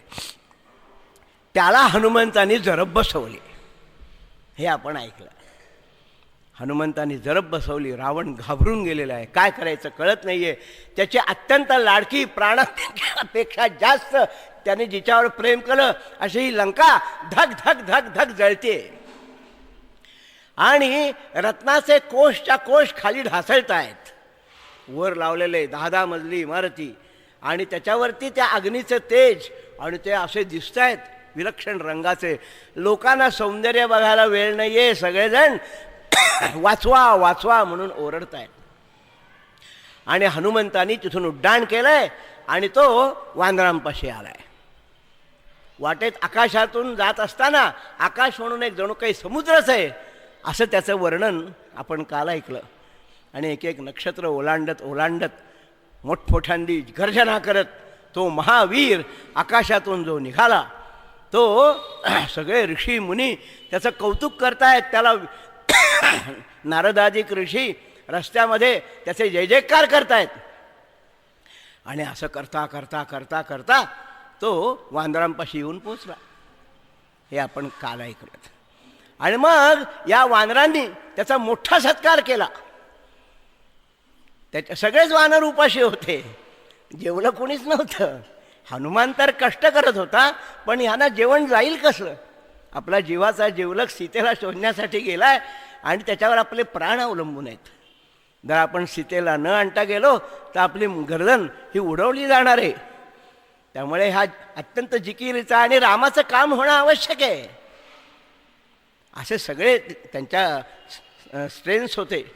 आणि अशा रीतीने हनुमान तिथे पोचल्याबरोबर सगळ्यांनी त्याचा जय जयकार केला. अत्यानंद झालेला आहे. आणि त्या आनंदाच्या भरात त्यांनी सगळी आपली कथा इथून उड्डाण केल्यापासून काय काय झालं हे ते सगळं सांगितलं. ते आपण काल ऐकलं. आणि ते झाल्यानंतर त्यांनी सांगितलं की रावणाचं सैन्य कितीही जरी बलाढ्य असलं तरी आपलं सैन्य काही कमी नाही आहे, आपण सहज रावणाला जिंकू शकतो. तेव्हा अंगद म्हणाला की रामाकडे रिक्त हस्ताने जायचं कशाला, आपण सरळच युद्ध करू, सीतेला घेऊनच जाऊ. त्याच्यावरती काही चर्चा व्हायला लागली. इतक्यात जांबुवंतांनी सांगितलं, बाबांनो असं करायचं नसतं. राजाची आज्ञा काय आहे, सीतेला शोधून आणा, बस शोधून आणायचं. त्याप्रमाणे ते ठीक आहे म्हणले. आणि तिथून निघाले तर मधु नावाचं एक फळ असतं, मधु, त्याचा रस प्याला की धुंदी येते. तर ते जे फळ आहे, मी ते फळ सिनेमात पाहिलेलं आहे, तुम्ही जर पाहिलं असलं तर आठवा. बरं, आफ्रिकन सफरी नावाचा एक सिनेमा मी लहानपणी पाहिला होता, म्हणजे जुनी 1965 साली. आणि त्याच्यामध्ये अमेझॉनच्या खोऱ्यामध्ये असं मला त्यांनी दाखवलं. तिथे अमेझॉन नदीच्या खोऱ्यामध्ये एक मोठं झाड आहे, म्हणजे ते ह्याचा होता, नाना तऱ्हेच्या डॉक्युमेंटरी होती ती, आफ्रिकन सफरी. तर त्याच्यामध्ये ती फळं अशी गोल, आणि हत्तीने त्याला खाल्लेलं आहे आणि हत्तीला झिंग आली. आणि मग ते सगळे हत्ती असे पडलेले आहेत, 5-50 हत्ती. अमेझॉन म्हणजे दक्षिण अमेरिकेच्या भागामध्ये ती झाडं आहेत. ते फळ खाल्लं की धुंदी येते. ते हत्ती देखील ते फळं खाऊन त्यांना त्याची चटक असायची आहे, म्हणजे तिथे आहेच आहे. तर असेही फळं आहेत. तर तो मधू, त्याचं याच्याकडे मोठं स्टोअर होतं, कारण सुग्रीवाला ते फार आवडत असे. सुग्रीवाकडे नेहमी त्यांच्या अशा पार्सलं जात असत तो मधू पिण्यासाठी. तर त्या मधूचे स्टॉक्स होते आणि झाडावरती फळं लागलेली होती, ताजा मधू. वानर म्हणाले, आम्हाला हे प्यायची इच्छा आहे. अंगद आणि हनुमंताने एकमेकांकडे बघितलं आणि ते म्हणले, ह्या आनंदाचा उत्सव साजरा करण्यासाठी आपण परवानगी देऊ. कारण त्यांनी उपास तापास इतके केलेले आहेत आणि ते इतके उत्साही आहेत, त्यांचा उत्साह टिकवला तर आपल्याला विजय आहे. आपल्या लष्कराच्या लष्कराकडे आपलं लक्ष जर नसलं आणि त्यांचा आपण हिरमोड करत राहिलो तर ते नीट लढाई नाही करत. आणि ह्यांच्याबरोबर आपल्याला आता मोठं युद्ध करायचं आहे तर होऊन जाऊ देत. आता वेळच कुठे आपल्याला तो मधू सुग्रीवाला तरी वेळ कुठे तो मधू प्यायला, असा विचार त्यांनी केला आणि सगळ्या वानरांना परवानगी दिली. आणि मग वानर इतके दारू प्याले, इतके दारू, म्हणजे दारू म्हणजे त्याची झिंग यायची. फळच होतं ते, ताजाच रस प्यायचा पण त्याची झिंग यायची. आणि ती इतक्या पितायत पितायत पितायत पितायत आणि असं चाललेलं आहे. मग सगळे तर्र झाले. अंगद आणि हनुमान यांनी काहीच नाही, ते आपलं बसलेले आहेत दगडावरती तिथे. ज्यांना प्यायचं होतं त्यांनी प्याले, पुष्कळ जण प्याले. आणि तो दधिमुख नावाचा त्याचा जो अधिकारी होता त्याला सुग्रीवानी सांगितलं होतं की हे बिशाच कुणी आलं तरी त्याला द्यायचं नाही, हा माझा रिझर्वायर आहे. तो दधिमुख त्यांच्यापाशी आला आणि तो म्हणला, अरे असं रे काय करताय अंगदा, तुला मी काय सांगणार, तू युवराज आहेस, तुझ्या काकांची मला आज्ञा आहे. तर अंगदाने काहीच लक्ष दिलं नाही, आपलं तिकडे बघून गाणी बिणी म्हणतोय. आता तो काय सांगणार, कायद्याने चुकीचं आहे परंतु या वानरांना नाही म्हणण्याची शक्यता नाही आहे. मग त्यांनी पुन्हा सांगितलं की बाबा रे, सीता नावाची जी रामाची कांता आहे तिला सोडवण्यासाठी जे प्रयत्न आमचे झाले त्याच्यात यश आलं आहे. आणि त्यामुळे या वानरांची इच्छा आहे तर ती तो आता मोडणं बरोबर नाही. कारण सुग्रीवाला राज्य मिळालं ते रामामुळे मिळालं. आणि आता सुग्रीवाने सांगितलं आहे की मी तुला तुझी बायको मिळवून देईन म्हणून. त्यामुळे हे असं आतलं त्रांगडं आहे. तर दधिमुख म्हणला, ह्या गोष्टी मला काही तू सांगू नकोस, मला अशी आज्ञा आहे की इथल्या एकाही फळाला हात लागता कामा नये कोणाचा. तर तो म्हणला, तर मी काय सांगणार. मग तो जो आहे दधिमुख तो त्या वानरांना आपलं कर्तव्य म्हणून त्याला धरायला, असं नाही करायचं, असं नाही करायचं, असं जायला लागला. तर सगळे वानर अगोदरच ते झिंगलेले, कोणी ढोपळ त्याच्या पाठीत मारते, कोणी गुडघा त्याला मारते, कोणी त्याच्या टपला मारते. एवढे ते 15 जबरदस्त वानर होते. ते दधिमुखही जबरदस्त होता आणि त्यात त्यांच्या झाल्या माऱ्या. दधिमुखाचे काही वांदर मेले आणि ह्यानी त्यांना असं बेदडून काढलं आणि दधिमुखालाही बदडून काढलं. अंगद काही लक्ष देत नाहीये, आता काय करणार असा प्रश्न आला. दधिमुख म्हणला, माझी ड्युटी आहे, मला सांभाळली पाहिजे. पुष्कळ मार खाल्ला, रक्तबंबाळ झालाय, दातातून रक्त बाहेर पडतं, इथे जखमा झाल्यात. त्यांनी आपलं उड्डाण केलं आणि किष्किंधेला, जिथे राम सुग्रीव हे सगळे बसलेले होते, राम आहे, लक्ष्मण आहे, सुग्रीव आहे, असे सगळे तिथे बसलेले आहेत आणि वाट बघतायत. हां, सगळ्या डोळ्यात प्राण आणून बघतायत की काय आपल्याला वांदर गेलेत. 3ही टोळ्या आल्या, पूर्वेकडची आली, पश्चिमेकडची आली, उत्तरेकडची आली. सीता काही मिळालेली नाही. दक्षिणेकडच्या टोळीकडे आपलं लक्ष आहे, कारण त्याच्यात सगळे श्रेष्ठ वानर आहेत. त्यांच्याकडनं काही यशस्वी अशा तऱ्हेचं काम होईल असं वाटतंय, पण त्यांचा पत्ताच नाही आहे. आता काय करायचं, सगळे चिंतेत आहेत बसलेले. इतक्यामध्ये तो रक्तबंबाळ झालेला दधिमुख तो धाडकन सुग्रीवाच्या पायावर येऊन पडला. तर सुग्रीवानी त्याला, आणि तो रडतोय, रडकुंडीला आलाय. सुग्रीव त्याच्या पाठीवरनं हात फिरवतोय. तो त्याचा भाचा आहे, दधिमुख मामा आहे, सुग्रीव भाचा आहे, पण काही झालं तरी तो राजा आहे.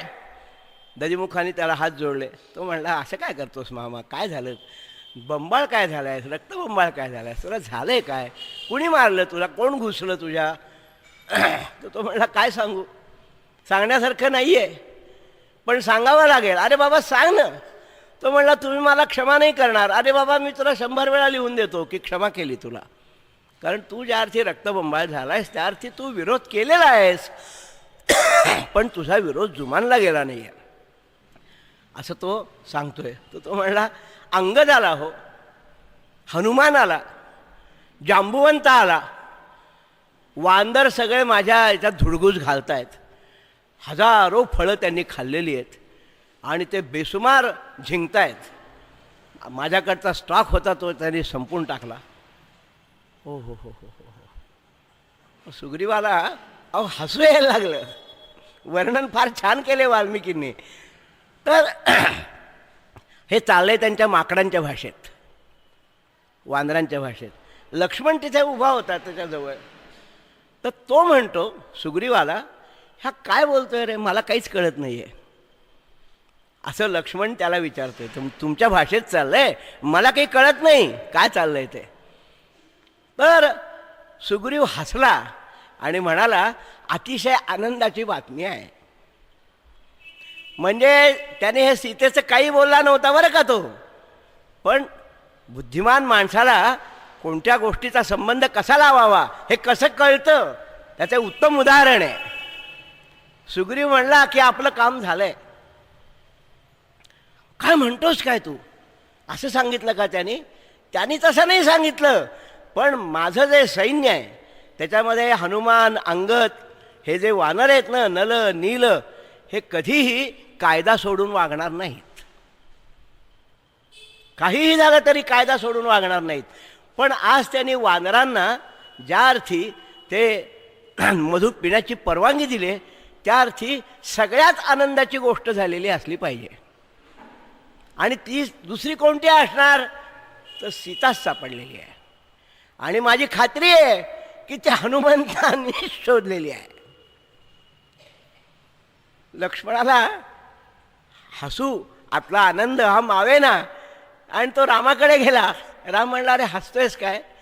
तर तो म्हणला, दादा असं त्यांचं म्हणणं आहे की आपलं काम झालेलं आहे असा अंदाज आहे. 100% नाही, पण 99% ही गोष्ट खरी आहे. काम झालेलं आहे. आणि त्यांनी हे सगळं सांगितलं. त्यामुळे रामाची उत्सुकता आता इतकी ताणली गेली की आता काय होणार आहे, आता काय होणार आहे, आता काय होणार आहे. आणि ते वानर आलेले आहेत. कुठे आलेत? सुग्रीवाच्या राज्यात आलेत, मधुवनात आलेत. आता आपल्याला काही तासाभराचा अवधी आहे. आणि त्यांनी ताबडतोब सुग्रीवाकडे बघितलं. सुग्रीवाने त्याला निरोप दिला दधिमुखाला, दधिमुखा तू आता काही करू नकोस, फक्त तिथे जा. त्यांना शासन बिसन काही करायचं नाही आहे.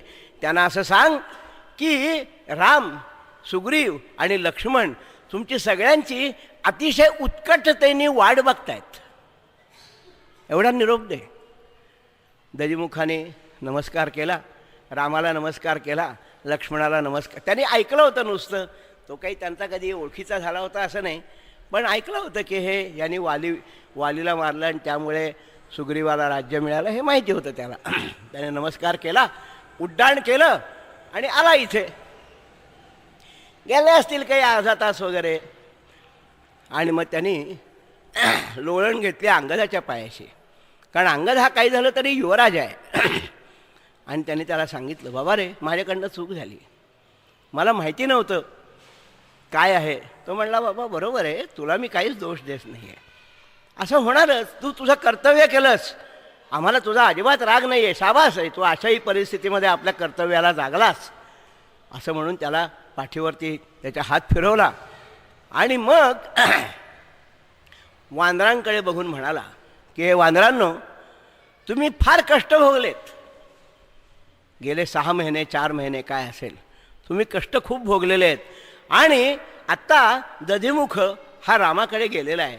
आणि रामाकडनं जाऊन त्याने असा निरोप आणलेला आहे सुग्रीवाकडचा की म्हणून तो निरोप सांगितला की रामाने तातडीने आपल्याला बोलवलं आहे, परंतु तुम्ही आता इतके आनंदाच्या मूडमध्ये आहात तर मी तुम्हाला काही आज्ञा करणार नाही.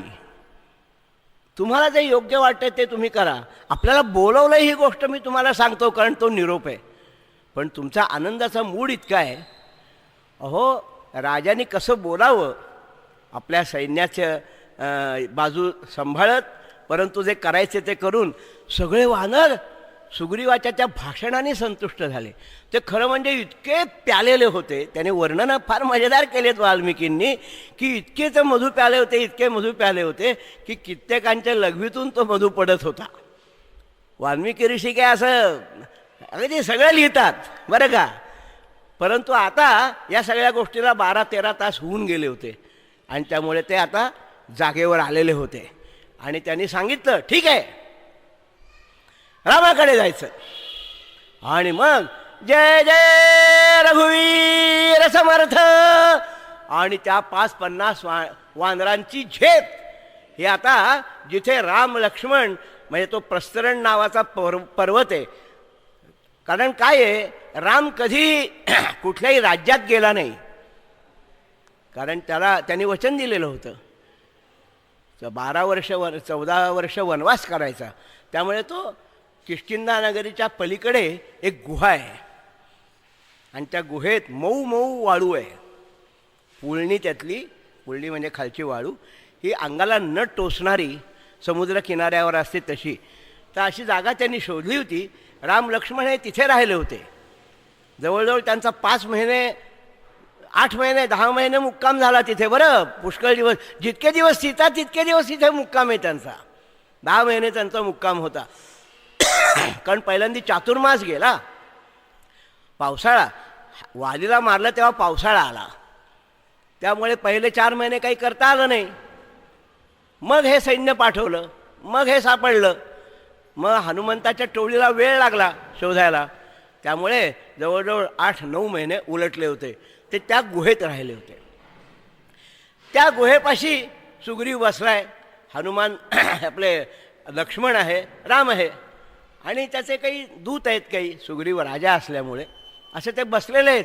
आणि एकदम तिकडनं जय जय रघुवीर समर्थ, जय जय रघुवीर समर्थ अशा आरोळ्यांचे आकाशामधनं एकामागून एक आरोळ्यांचे थवे ऐकू यायला लागले. आणि रामाला धडधड होते की काय आता बातमी आणतायत ते. त्याच्या छातीमध्ये आता नेमकं काय आहे, उत्सुकता शिगेला पोचलेली आहे. आणि असं करता करता धडा धडा धडा जसे फणस पडावेत खाली झाडावरनं तसे ते पडायला लागले. आणि मग पडता पडता नील पडला, नल पडला, जांबुवंत आणि मग अंगद आणि हनुमान असे पडले. सगळे हिरवळ होती कडेला. हजारो वानर जमलेले होते, कारण युद्धासाठी सगळ्यांना बोलवलेलं होतं ना. म्हणजे त्यांनी वर्णनं केलेत. ते झांबियामधले वानर होते, दक्षिण अमेरिकेतले होते, आफ्रिकेतले होते, त्याच्यानंतर ऑस्ट्रेलियातले होते. तुम्ही जर ह्याला गेलात शुकताल तर तिथे ते शुकतालचं जे मुख्य स्थान आहे, म्हणजे जिथे शुक ऋषींनी परीक्षितेला जी कथा सांगितली भागवताची, त्या आश्रमाच्या शेजारी एक आश्रम आहे. त्या आश्रमामध्ये रामायणाप्रमाणे जे जे वानर गेलेले होते त्या सबंध जगातले वानर होते, कारण सुग्रीव हा जगातल्या वानरांचा राजा होता. म्हणजे त्यात दक्षिण अमेरिकेतले होते, उत्तर अमेरिकेतले होते, ऑस्ट्रेलियातले होते, न्यूझीलंडमधले होते, ब्राझीलमधले होते, सगळे वानर होते. म्हणून ते 18 पद्म होते ना. आकडा फार होता. एकम दहम शतम सहस्र दशसहस्र लक्ष दशलक्ष कोटी दशकोटी अब्ज महापद्म शंखू जलधी अंत्य मध्य आणि इतके ते आहेत. तर तिथे ते 18 पद्म आहेत ते वानर. त्यामुळे प्रचंड वानर होते. वानर वानर वानर वानर वानर वानर वानर काही काळे होते, काही पांढरे फट्ट होते, काही काळे कुट्ट होते, तोंड पांढरी, काही किंच्या शेपट्या ह्या अशा एवढ्या जाड, गोल अंगुलं म्हणजे गाईसारख्या गोंडा असलेल्या शेपट्या, सुवर्णाच्या आकाराचे काही होते, हिरवे काही होते, असे पाचूसारखे डोळे होते. वर्णनं खूप केलेत. किष्किंधा कांडामध्ये वेगवेगळ्या वानरांची वर्णनं आणि जाती आणि स्वभाव. कित्येक वानर येत असताना आपल्याबरोबर मोठमोठ्या गठोळ्या घेऊन आले होते. कसल्या की तो पाला खाल्ला की तहान आणि भूक 1-1 महिना लागणार नाही. आपापल्या प्रदेशातले असे मोठमोठे त्यांनी वनस्पती आणल्या होत्या वानरांनी. बुद्धी किती असते बघा. आणि म्हणजे मग आपण युद्धाला जायचंय, त्याची 1-10 पानं खाल्ली की 1 महिना तहान नाही आणि भूक नाही. त्यांच्या हे वर्णनं रामायणामध्ये केलेली आहेत. अशा तऱ्हेचे सगळे वानर कुठे दगडावर बसलेत, कोणी खडकावर बसलेत, एका झाडावर 20-20 वानर असे फणस लागावेत तसे बसलेले आहेत. आणि ते सगळेजण आता हे येत आहेत म्हणतानंतर खडे झाले. आणि हनुमंताचा जय जयकार करायला लागले.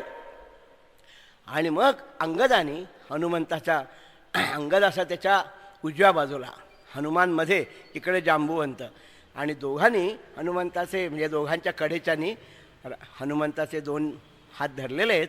आणि ते तिघेजण जांबुवंत, हनुमानमध्ये आणि अंगद हे रामाच्या पुढे गेलेले आहेत. आणि बाकी काही केलं नाही, त्यांनी नमस्कार केला. अगोदर हनुमंतांनी केला, मग रामाने केला, आपल्या अंगदानी केला, आणि मग आणि सगळेजण आता काय बोलत, पिन ड्रॉप सायलन्स. एवढे वानर होते पण किच किच किच किच किच किच काही नाही. आता ह्याच्या पुढे काय ऐकायला मिळणार? सगळ्यांचे प्राण कानात आलेले आहेत की आता हे काय सांगणार. आणि नंतर रामाने सगळ्यांकडे बघितलं तेव्हा अंगदाने सांगितलं, हा हनुमान आहे, याच्याशी आपण बोलावं. तेव्हा रामाने हनुमंताकडे बघितलं. हनुमंत हा गंभीर परंतु स्मितहास्य करून तिथे होता. आणि मग त्यांनी विचारलं, हनुमंता, तू जाणार आणि तू यश घेऊन येणार याची मला खात्री आहे, पण अजून मला नक्की कळलं नाही आहे काय झालं ते, तर मला सगळी माहिती तू सांगावीस. असं करून त्यांनी सांगितल्यानंतर रामाने लगेच डोळे मिटले हनुमंतानी आणि सीतेला नमस्कार केला. दक्षिण दिशेकडे तोंड करून सीतेला नमस्कार केला. आणि त्यांनी पहिल्यांदा काय सांगितलं की सीता ही कोणत्याही तऱ्हेच्या तिला डाग लागलेली नाही, अशा स्थितीत अत्यंत शुद्ध सीता ही उत्कृष्ट रीतीने तिथे राहत आहे. म्हणजे जो पहिलं दडपण असतं ते त्याने काढून टाकलं. तिला मी भेटलो आणि रामाच्या डोळ्यात अश्रूचा पूर येऊ लागला. आणि राम त्याला बोलवे ना, सद्गदित झालेले आहेत कंठ. आणि नंतर तो उठला आणि हनुमंताला त्याने छातीशी धरलं. 2 मिनटं कुणालाच काही बोलता येईना. मग रामाने आपल्या पायापाशी त्याला बसवलं आणि म्हणाला, सगळी माहिती जशांच्या तशी मला सांग. तू गेल्यापासून तू निघालास कसा, वाटेत काय झालं, हे तुम्हाला सगळं सांग. तू इतकी आनंदाची बातमी मला सांगितलेली आहेस. आयुष्यामध्ये अशा तऱ्हेचा आनंद हा कधी कुणाच्या वाट्याला येतच नाही. असा आनंद माझ्या वाट्याला तू आणून दिलास. किती कृतज्ञता आहे माझ्या मनात तुझ्याबद्दल. तुला मी काय बक्षीस देऊ. तेव्हा हनुमंताच्या डोळ्यातनं अश्रू येऊ लागले आणि त्यांनी त्या सतीला वंदन केलं आणि त्यांनी सांगितलं की रामा, सगळ्या वानरांचा निरोप घेऊन मी जे उड्डाण केलं त्याच्यानंतर मी लंकेत कसा पोचलो, सगळे पराक्रम आपले सांगितले नाहीत बरं का. त्याने स्वतःचं टिमक्या वाजवण्याचं काम अगदी कमी केलं, जेवढं नाईलाजाचं होतं तेवढंच सांगितलं. आणि मग सीतेला मी भेटलो. तर सीतेने मी नक्की सीतेची भेट घेतली हे तुला खात्री पटावी म्हणून ही एक गोष्ट तुला देण्यासाठी म्हणून दिलेली आहे. आणि तो त्यांनी मणी रामाच्या हातात ठेवला, चूडामणी इथला. तो मणी बघितला रामाने आणि गहिवरून गेला. त्या मण्याचं काय करावं हे त्याला समजेना की हा मणी माझी सीता आपल्या चूडा म्हणजे कपाळाच्या वरती लावून देवीसारखी दिसत असे. आणि आज त्याची आठवण मला हनुमंताने दिली आणि त्याला इतकं गदगदून आलं. तो आपल्या छातीपाशी मणी धरतोय. मणी हृदय धरुनी प्रेमे हे, मणी हृदय धरुनी प्रेमे प्रभु आठवी प्रियेला. मणिहृदय धरुनी प्रेमे प्रभु आठवी प्रियेला करी रुदन बलशाली हुरहुर मम मनाला करी रुदन बलशाली हुरहुर मम मनाला वदला तदा सुग्रीवा रघुराज त्या समया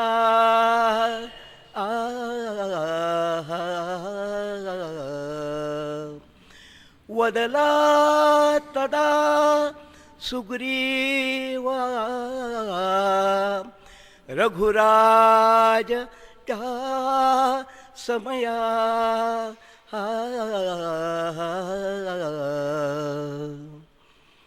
धेनुस वत्स जैसे हे धेनुस वत्स जैसे प्रियते विदेवी मजला मणिहृदय धरुनी प्रेमे प्रभु आठवी प्रियेला करी रुदन बलशाली हुरहुर मम जीवाला. सुग्रीवाकडे बघतोय तो मणी यांनी सुग्रीवाला दाखवला आणि सांगितलं, सुग्रीवा हा मणी माझ्या हातात हनुमंताने दिल्याबरोबर मला माझे वडील जनक म्हणजे सीतेचे वडील आणि वरुण या तिघांची आठवण झाली. कारण एका मोठ्या यज्ञात वरुणाने आपल्याकडची सगळ्यात उत्तम वस्तू म्हणून जनकाला भेट दिलेली ही वस्तू आहे. आणि जनकाने सीतेच्या विवाहाच्या वेळेला जनकाला सख्खी मुलगी आहे, तिचं नाव उर्मिला, आणि सीता ही त्याला जमिनीत मिळालेली मुलगी आहे, पण जनकाचं प्रेम सीतेवर जास्त आहे. अशी दुर्मिळ गोष्ट आहे बरं. वस्तुतः त्याची सख्खी मुलगी आहे ती लक्ष्मणाला दिलेली आहे, विवाह दोघांचा एकदम झालेले आहेत, पण हा मणी जनकाचा लाडका तो त्यांनी सीतेसाठी म्हणून माझ्या वडिलांच्या हातात दिला. आणि दशरथाने तो मणी आपल्या सुनेला दिला. असा हा सीतेकडे मणी आहे. मग ह्याचा इतिहास असा आहे. आणि तो मणी बघितल्यानंतर माझं हृदय फाटून गेलेलं आहे. बरं, मणिहृदय धरी प्रेमे प्रभु आठवी प्रियेला करी रुदन बलशाली हुरहुर मम जीवाला प्रेमे फुटे पान्हा जसा स्मरणेची धेनु लागी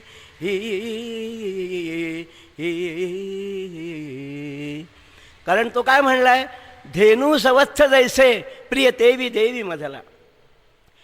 गाईला जसं वासरू तशी सीता माळा आहे. गाईला आपल्या वासराची आठवण आल्याबरोबर तिचा प्रेमाचा पाना हा आचोळातून बाहेर यायला लागतो आणि तिचं दूध खाली ओसंडायला लागतं. सीतेची आठवण झाल्यानंतर देखील असंच माझं होतं. माझी सगळी गात्र ही अशी मोकळी व्हायला लागतात म्हणून मी रडतोय, परंतु मला ही आठवण आहे म्हणून मी रडतोय. बरं, म्हणून तो सांगतोय, प्रेमे फुटे पान्हा जसा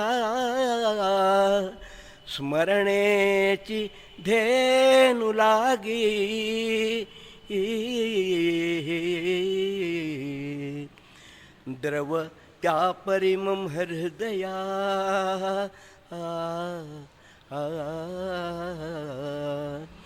द्रवत्या परिमम हृदया स्मरणेची होई आता मणिहृदय धरी प्रेमे प्रभु आठवी प्रियेला करी रुदन बलशाली हुरहुर मम जीवाला. रामाची अशी स्थिती बघितल्यानंतर सगळ्यांची काळजं फाटून गेली की योद्ध्यातला अग्रणी असलेला हा महापुरुष ज्याचं वर्णन ऐकल्यामुळे रावण ज्याच्या पुढे यायला धजला नाही. आणि सीतेला शूर असून सुद्धा त्यांनी पळवून नेलं. कारण का? शूर्पणखेनेच सांगितलं होतं की तू रामाच्या पुढे गेलास तर तू जिवंत परत येणार नाहीस. नाक कापलेली जी शूर्पणखा होती ना, ती धावत धावत गेली होती रावणाकडे आणि तिने आपले कान दाखवले, नाक दाखवलं जेव्हा तिचं नाक कापलं होतं आणि इथल्या खरदूषणांना मारलं रामानी. तेव्हा ती धावत धावत गेली आकाशमार्गाने आणि तिने रावणाला सांगितलं, तो तिचा मोठा भाऊ आहे, की कसला तू आहेस दळिद्र्या. खूप शिव्या दिल्या तिने त्या रामायणामध्ये, कडक बोलली. भाऊच आहे तिचा तो, तिला काही भय नव्हतं. तुला आपल्या बहिणीला वाचवता येत नाही, तू काय लोकांना त्रास देणार. तुझं 14,000 सैन्य त्या रामाने एकट्याने, कोणी त्याच्या साह्याला न घेता 3 तासात 14,000 सैन्य, खरं दूषण आणि तिघांच्या समोर त्रिशिरा, त्याला 3 तोंड होती त्रिशिराला, या सगळ्यांना गारद केलं. आणि तुला माहीत पण नाही की भारतात तुझा जो सेट आहे, त्यात रावणाचा तिथे सेटच होता, तो तू निकालात लावलेला आहे आणि तुला मी येऊन सांगते. तर रावण लगेच निघाला. तर ती म्हणली, वेडा आहेस तू, तू आजपर्यंत पुष्कळ जिंकलेस, पण रामापुढे तुझी नांगीस टाकायची वेळ नाही, तू जगून आलास तर नशीब. आणि मग तिने रामाचं वर्णन केलं, पायाच्या नखापासून डोक्यापर्यंत. ही तेव्हाची गोष्ट आहे. आणि सांगितलं की तुला रामाला त्रास द्यायला एकच उपाय आहे, की सीता ही त्याची अत्यंत लाडकी एकुलती एक कांता आहे. तुझ्यासारख्या हजारो बायका नाही आहेत त्याला, एकच त्याची बायको आहे, पण तिच्यावर तो प्राणापलीकडे प्रेम करतो. तर ती सुंदर आहे आणि तुला सुंदर स्त्रियांची आवड आहे, तर तिला तू घेऊन ये. ही आयडिया शूर्पणखेची आहे बरं का. तिला तू घेऊन ये म्हणजे 2 गोष्टी चालल्या जातील. एक तर तुला सीता जर लाभली तर तुला आनंद मिळेल, आणि नाही काही जरी झालं तरी राम तडफड करून मरेल. इतकं रामाचं सीतेवर प्रेम आहे. म्हणून तू रामाशी युद्धाला गेलास तर मरशील. उलट तू जर सीतेला आणलंस तर तू वाचायची शक्यता आहे आणि राम दुबळा होईल. असा तो डाव होता. म्हणून मग तो मारीच्याकडे गेला आणि मग त्या हरण होऊन त्यांनी ते पुढची सगळी गोष्ट आहे. तर असा हा जो राम की ज्याच्या नुसत्या वर्णनामुळे रावणाने सीतेला पळवण्याचा घाट घातला, तो राम सीतेसाठी रडतोय. सगळ्या वानरांनी डोळे पुसले आणि मग हनुमंत म्हणतोय, राम म्हणतोय मला परत सांग काय घडलं ते, मला ते सारखं ऐकावं वाटतंय. तेव्हा हनुमंताने सांगितलं की सीतेला मी म्हटलं की हे पहा, तुझी इतकी जर परिस्थिती कठीण आहे आणि रावण तुला इतका त्रास देतोय, सगळं सांगितलं की रावण कसा आला पहाटेच्या वेळेला, त्याने दमदाटी कशी केली, मग सीता कशी घाबरली, मग तिने त्याला कसा उत्तर गवत समोर ठेवून उत्तर कसं दिलं, आणि तू सिंह आहेस तर तो ससा आहे, आणि तो रानातला एखादा कुत्र्यासारखा आहे आणि तू तर वाघ आहेस वगैरे पुष्कळ तिने त्याला समजावलं, पण त्याला कळत नव्हतं.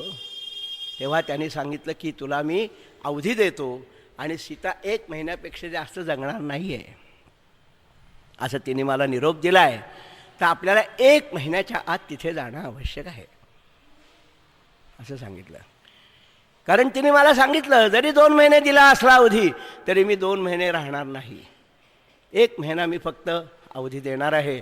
नाहीतर मी माझ्या केसांचा वापर करून मी रात्रीच्या अपरात्री केव्हा तरी हे राक्षसीने झोपलेले असतील तेव्हा राम म्हणाला असं नाही, आपण जायचंच आहे, 1 महिना काय, माझ्या आत्ता जायची तयारी आहे, काय करायचं ते ठरवूया.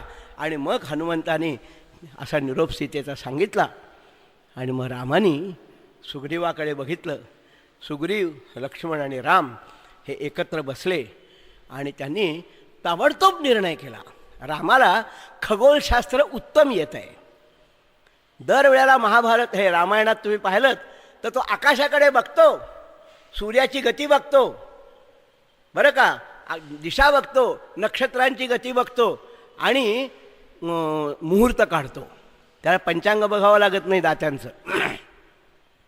तसंच त्यांनी आकाशाकडे बघितलं आणि सांगितलं की आत्ताचा मुहूर्त हा ध्रुव मुहूर्त आहे, हा विजय मुहूर्त आहे. आत्ताच म्हणजे मध्यान्ह दुपारी सूर्य म्हणजे ही वेळ होती 11:30 11:15 अशी वेळ होती. मध्यान्ही सूर्य असताना आपण निघालं पाहिजे. आता रामाचा जन्माचा देखील तोच वेळ होता ना, मध्यान्ही सूर्य असताना. आणि त्यावेळेला त्यांनी बघितलं तर त्यावेळची नक्षत्र ही इक्ष्वाकू कुळाला चांगली होती आणि राक्षस कुळाला वाईट होती. अशी नक्षत्र होती. वर्णन केले वाल्मिकींनी सगळं. आणि म्हणजे सूर्याच्या कुळाला चांगली होती आणि ह्याच्या कुळाला वाईट होती. आणि रामाने लगेच आपल्या सैन्याला तुताऱ्या वाजल्या, ढोल वाजले आणि सगळं सैन्य 18 पद्म वानर म्हणजे वानर वानर वानर वानर वानर वानर वानर वानर वानर वानर वानर वानर दुसरं काही दिसतच नाही आहे. आणि किष्किंधेकडनं ते सगळं सैन्य बोला राजाधिराज रामचंद्र महाराज की अशा तऱ्हेने महारुद्र हनुमान की, राजाधिराज सुग्रीव महाराज की, लक्ष्मणाचा विजय असो, असं ते सगळं सैन्य निघालेलं आहे. फार मोठं वर्णन केलेलं आहे. सुग्रीव, अंगदाने लक्ष्मणाला पाठीवर घेतलं खांद्यावर आणि रामाला हनुमंतांनी घेतलं.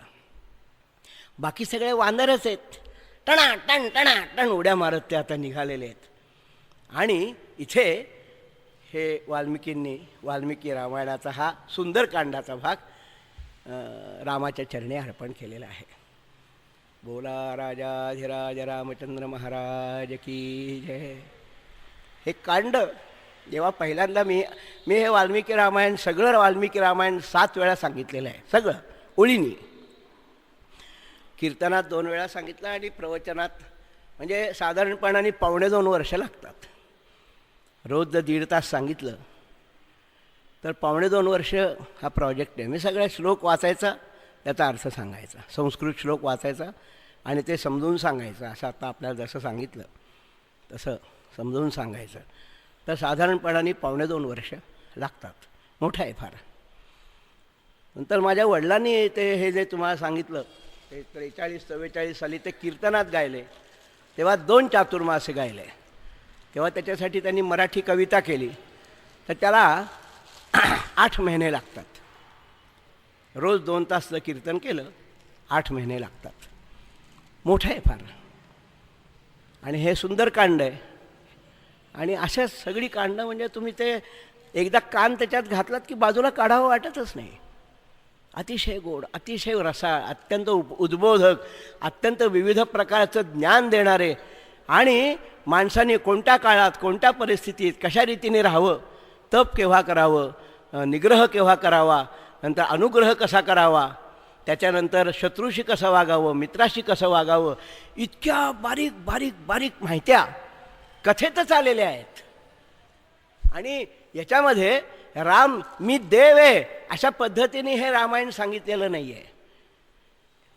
राम एक माणूस आहे आणि माणसाचे प्रयत्न जसे असतात तसे जो प्रयत्न करून रावणाला उताणा घालतोय. असा असताना रामाकडे स्वतः पायात घालायला चपलासुद्धा नाही आहेत. किती तो आहे म्हणजे वनात त्याला पाठवलं तेव्हा खाली वलकल आणि वर ह्याचं हरणाचं कातडं, दाढी आणि वरती जटाभार. राम आणि लक्ष्मण आणि त्यांची शस्त्रास्त्र डोक्यात, तपश्चर्या ही मनामध्ये.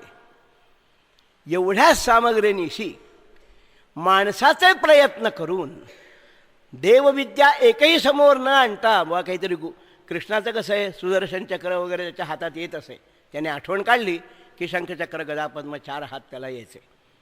आकाशातून दारुक रथ घेऊन येत असे. कृष्णाचा अवतार असा होता, त्याच्यात त्यांनी कमतरता काही ठेवली नाही. विष्णूचं जे रूप तेच जणू कृष्णाचं रूप. इथे तसं नाही आहे. रामाने, कारण त्याला वर असा होता ना की माणसाकडनं तू मरशील, तर सगळं माणसाचं त्यांनी वापरलं. म्हणजे जेव्हा समुद्राच्या पलीकडे जायचं होतं तेव्हा सुग्रीवाने विचारलं कसं जायचं, तर तो म्हणला मी 3 पद्धतीने सगळ्या सैन्याला नेऊ शकतो. 3 पद्धतीने रामाने सांगितलं. आता पुढे युद्धकांड आहे ना, त्याच्यात ते येणार आहे. कोणते 3 प्रकार? एक तर मी योग सामर्थ्याने सगळे वानर इथे आहेत, मी ध्यान लावलं की सगळे वानर तिथे जाऊन पोचतील, हा एक प्रकार. दुसरा प्रकार, मी असं अस्त्र टाकेन की त्या अस्त्राच्या बळावर सगळे वानर तिकडे जातील. पण ह्या गोष्टी मला करायच्या नाहीत. मी माणूस आहे, त्यामुळे माणसाला साजेल असंच मी वागणार आहे. आणि म्हणून त्यांनी तो पलीकडे जाणारा सेतू बांधला. आणि तो सेतू असा नाही बांधला की दगडावर श्रीराम लिहिलं की दगड तरंगतोय. ते काही लिहिलं आहे एकनाथांनी वगैरे, पण ते योग्य नाही आहे, कारण तो इतिहास नाही आहे. त्याच्यामुळे आपण गांडू होतो. इतिहास असा आहे की रामाने मनगटाच्या बळावरती 800 मैल लांबीचा प्रचंड सेतू बांधला की आजच्या जगात देखील 21व्या शतकात इतका लांब सेतू किंवा बोगदा कुठेही जगात नाही आहे. बरं, जास्तीत जास्त मोठे 3 मैलाचे 4 मैलाचे पूल आहेत, 7 मैलाचे देखील पूल आहेत. आपल्या ब्रह्मपुत्रेवर सुद्धा पूल आहे असा मोठाच्या मोठा. पण हा किती आहे, 800 मैल लांबीचा एवढा मोठा पूल त्यांनी बांधला. आणि किती बांधला? 18 पद्म वानर ज्याच्यावरनं गर्जना करत जातील, आणि एक एक हनुमंतासारखे बलाढ्य वानर, तरी देखील तो पूल कुणाला ऐन वेळेला मध्येच पडला वगैरे काही झालं नाही. हे मनुष्य प्रयत्न. त्यांनी पहिल्यांदा जेव्हा युद्धाला सुरुवात केली तेव्हा देखील मनुष्य व्यूहाची रचना केली होती असं वर्णन आहे. आपल्याकडे व्यूहरचना असते ना, तर म्हणजे वेगवेगळे प्राण्यांचे व्यूह असतात. सिंहव्यूह, चक्रव्यूह, त्याच्यानंतर शेनव्यूह, म्हणजे पुढच्या समोरच्या सैन्याला कशा तऱ्हेच्या पद्धतीने कचाटेत सापडावं.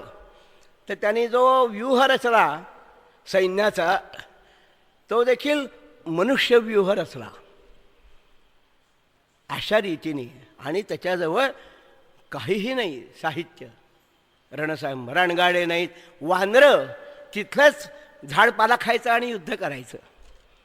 एखाद्याला मारायचं असलं त्याच्याच हातात ती तलवार घ्यायची आणि त्याची गर्दन उडवायची, अशी युद्ध केलेत त्यांनी. समजा एखादा डोंगर टाकायचे, झाडं टाकायची, एखाद्याला समजा शस्त्रांनी मारायचं झालं तर त्याचीच तलवार घ्यायची, त्याचंच मुंडकं उडवायचं. ह्यांच्याकडे काहीच नाही. अशा तऱ्हेचं युद्ध परमेश्वराच्या मनात असलं तर त्यात देखील विजय मिळवू शकतो. अंतःकरणाची जबरदस्त महत्त्वाकांक्षा ही युद्धात विजय मिळवून देते. जबरदस्त महत्त्वाकांक्षा आणि स्वामीवरती असलेला अपरंपार भक्ती. एकाही वानराला असं वाटलं नाही की या रामाबरोबर युद्ध करायचं काय, आपण वेडे होत का, ते राक्षस आहेत, एकालाही नाही वाटलं. प्राणपणाने लढले. आणि पुढचं युद्ध तर इतकं जबरदस्त आहे की अन्न पाणी सुचत नाही, माणूस केव्हा एकदा पुढचं ऐकायला मिळेल असा येत असतो. जबरदस्त युद्ध आहे. 45 दिवस ते युद्ध सांगायला लागतात, एवढं मोठं आहे ते. अजस्र आहे, बारीकसं युद्ध नाही आहे ते. युद्ध बारीक नाही आहे, फार मोठं युद्ध आहे. आणि ते फक्त वाल्मिकीच लिहू शकतात, कारण तिथे गोस्वामींनाही जास्त लिहिता आलं नाही, तुलसीदासांना, आणखीन एकनाथाने नाही. युद्ध ही गोष्ट त्यांची नाही आहे, ते प्रेम करणं आहे त्यांचा विषय. त्यांनी प्रेमाच्या जागा आहेत तिथे खूप लिहिलं. युद्ध हे वाल्मिकींनी सगळंच लिहिलं.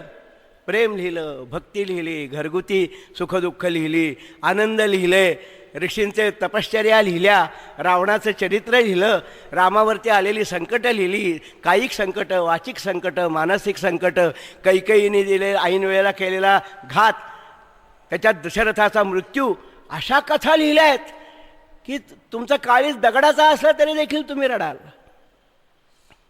असं ते लिहिलेलं आहे. असं आहे वाल्मिकींचं.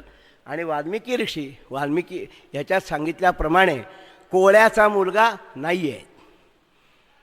वाल्मिकी रामायणात प्रचेते नावाचे जे ऋषी आहेत, प्रचेते, त्यातला बर्हिषदा नावाच्या एका राजाचे प्रचेते नावाचे ऋषी मुलं होती, प्राचीन बर्ही राजाची. त्या प्रचेते नावाचे जे ऋषी आहेत ते 10 भाऊ आहेत. त्याच्यातला जो 10वा प्रचेता त्याचा वाल्मिकी हा मुलगा आहे. असं वाल्मिकी रामायणात तो वाल्या कोळ्याचा वाल्मिकी झाला, ही कथा वाल्मिकी रामायणात नाही, अजिबात नाही. वाल्मिकी रामायणात 10व्या प्रचेत्याचा पुत्र असं त्यांनी वर्णन केले. वाल्मिकी, हे रामा, मी छाती ठोकपणाने सांगतोय की ही सीता ही शुद्ध आहे, असं त्यांनी शपथ घेतलेली आहे. सीता शेवटी जेव्हा जमिनीत गेली तेव्हा 10व्या प्रचेत्याचा पुत्र जो वाल्मिकी, तो वाल्मिकी छाती ठोकपणाने सांगतोय की ही सीता शुद्ध आहे. सगळ्या लोकांनो ऐका, तुम्ही सीतेबद्दल जे वाईट बोललेले आहात ते चुकीचं आहे. कारण काय झालेलं होतं की तिथे रामाच्या यज्ञाच्या निमित्ताने सगळे अयोध्येचे लोक आलेले होते. आणि त्याच्यातले काही जण म्हणत असत ना सीतेबद्दल उलटं सुलटं. त्यामुळे त्यांनी वाल्मिकीने छाती ठोकपणाने शेवटची प्रतिज्ञा केली की 10व्या प्रचेत्याचा मुलगा वाल्मिकी, वाल्या कोळ्याचा नाही, तो वाल्मिकी तपश्चर्यारत असलेला मी छाती ठोकपणाने सांगतोय की ही सीता ही नखशिखांत पवित्र आहे, देवता आहे. तुमच्या मनात असलेलं किल्मिष काढून टाका. असा हा महापुरुष आहे. त्यांनी सीताशुद्धीपर्यंतचा भाग हा राम असताना लिहिला आहे. सीताशुद्धीनंतरचा जो पुढचा भाग आहे तो भाग त्यांनी रामाचा अजून म्हणजे ते व्हायचा होता इतिहास तरी लिहिला आहे.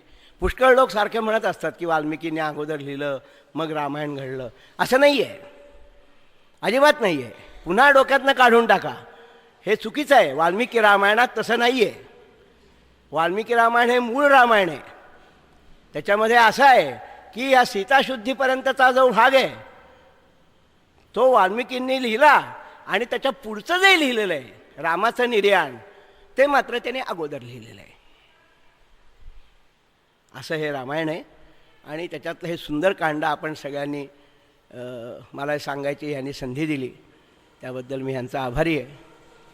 आणखीन हा कार्यक्रम हे तुमचा अत्यंत सुंदर चाललेला आहे. मी काय सांगणार, साक्षात आचार्यच इथे आहेत, परमगुरू आचार्य त्यांच्या गादीवरती असलेले, कोल्हापूरच्या गादीचे. तर त्यांच्या आशीर्वादाने सगळं उत्तम चाललेलं आहे. आणि प्रातःकाळपासून सकाळी 7 वाजता जो पहिला कार्यक्रम असतो आणि संध्याकाळी 7 वाजता पुन्हा असतो, तोपर्यंत मध्ये सारखे कार्यक्रम असतात. उद्या जरी माझा नसला तरी इथे कार्यक्रम चालूच आहेत. ते वेळा ते सांगतील त्याप्रमाणे इथे कार्यक्रम होतील. आपण सगळ्यांनी तनमन धनाने त्याला सहाय्य करा. आणि असे धर्मकार्य हे सतत चाललं पाहिजे. आणि आपलं गाव हे त्याच्यात अग्रेसर पाहिजे. आणि अशी तात्पुरते जे असतात ते कशाकरता असतात असे उत्सव की कुठलं तरी सतत कार्य चालेल, अशा तऱ्हेचा उत्साह मनामध्ये घेऊन आपण सगळ्यांनी आता इथे या संस्कृत पाठशाळेचे इथे गुरुजी सांगतात त्यांची संस्कृत पाठशाळा आहे. महाराज आणखीनही काही युक्त्या काढतील की धर्मकार्य हे चिरंतन चालू राहील, अशा तऱ्हेचं काहीतरी आपण लोक कराल असं मी खात्रीपूर्वक मनामध्ये बाळगतो. आणि ह्या रंगनाथ स्वामींचा हा जो भाग आहे, आता इथे मी रात्रंदिवसच राहतो आहे, मी बाहेर देखील काल एकदाच पडलो, 5 दिवस मी अहोरात्र इथेच आहे. तर अतिशय सुंदर वातावरण आहे. आणि जसं आपल्या ह्या विषयाला साजेल अशा रीतीच्या गोष्टी इथे चाललेल्या असतात. आणि पूर्वीपासून चाललेला असल्यामुळे आपल्यासारखे लोक या रंगनाथ स्वामींच्या चरणांना धरून आहेत. त्यामुळे त्यांचे भक्त इथे बसलेले आमचे शिंदे सरकार, त्यांनी काल आम्हाला खूप महत्त्वाच्या गोष्टी काही सांगितल्या. या सगळ्यांना त्यांच्या सान्निध्यात राहून मला खूप आनंद वाटला. आणि महाराज तर आहेतच आशीर्वाद देण्यासाठी. आणि आपणही अजून 1.25 महिना राहिला आहे. आता हे पुढचे 4-5 दिवस आणि त्याच्यानंतर पुढचा महिना, तर आपला तो सुखाचा काळ जाईल याच्याबद्दल खात्री वाटते मला.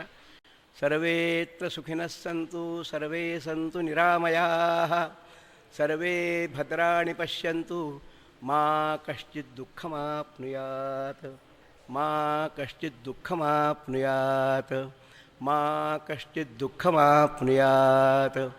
श्रीराम जय राम जय जय राम. श्रीराम जय राम जय जय राम. श्रीराम जय राम जय जय राम. श्रीराम जय राम जय जय राम. श्रीराम जय राम जय जय राम. श्रीराम जय राम जय जय राम. श्रीराम जय राम जय जय राम. श्रीराम जय राम जय जय राम. श्रीराम जय राम जय जय राम. श्रीराम जय राम जय जय राम. श्रीराम जय राम जय जय राम. श्रीराम जय राम जय जय राम.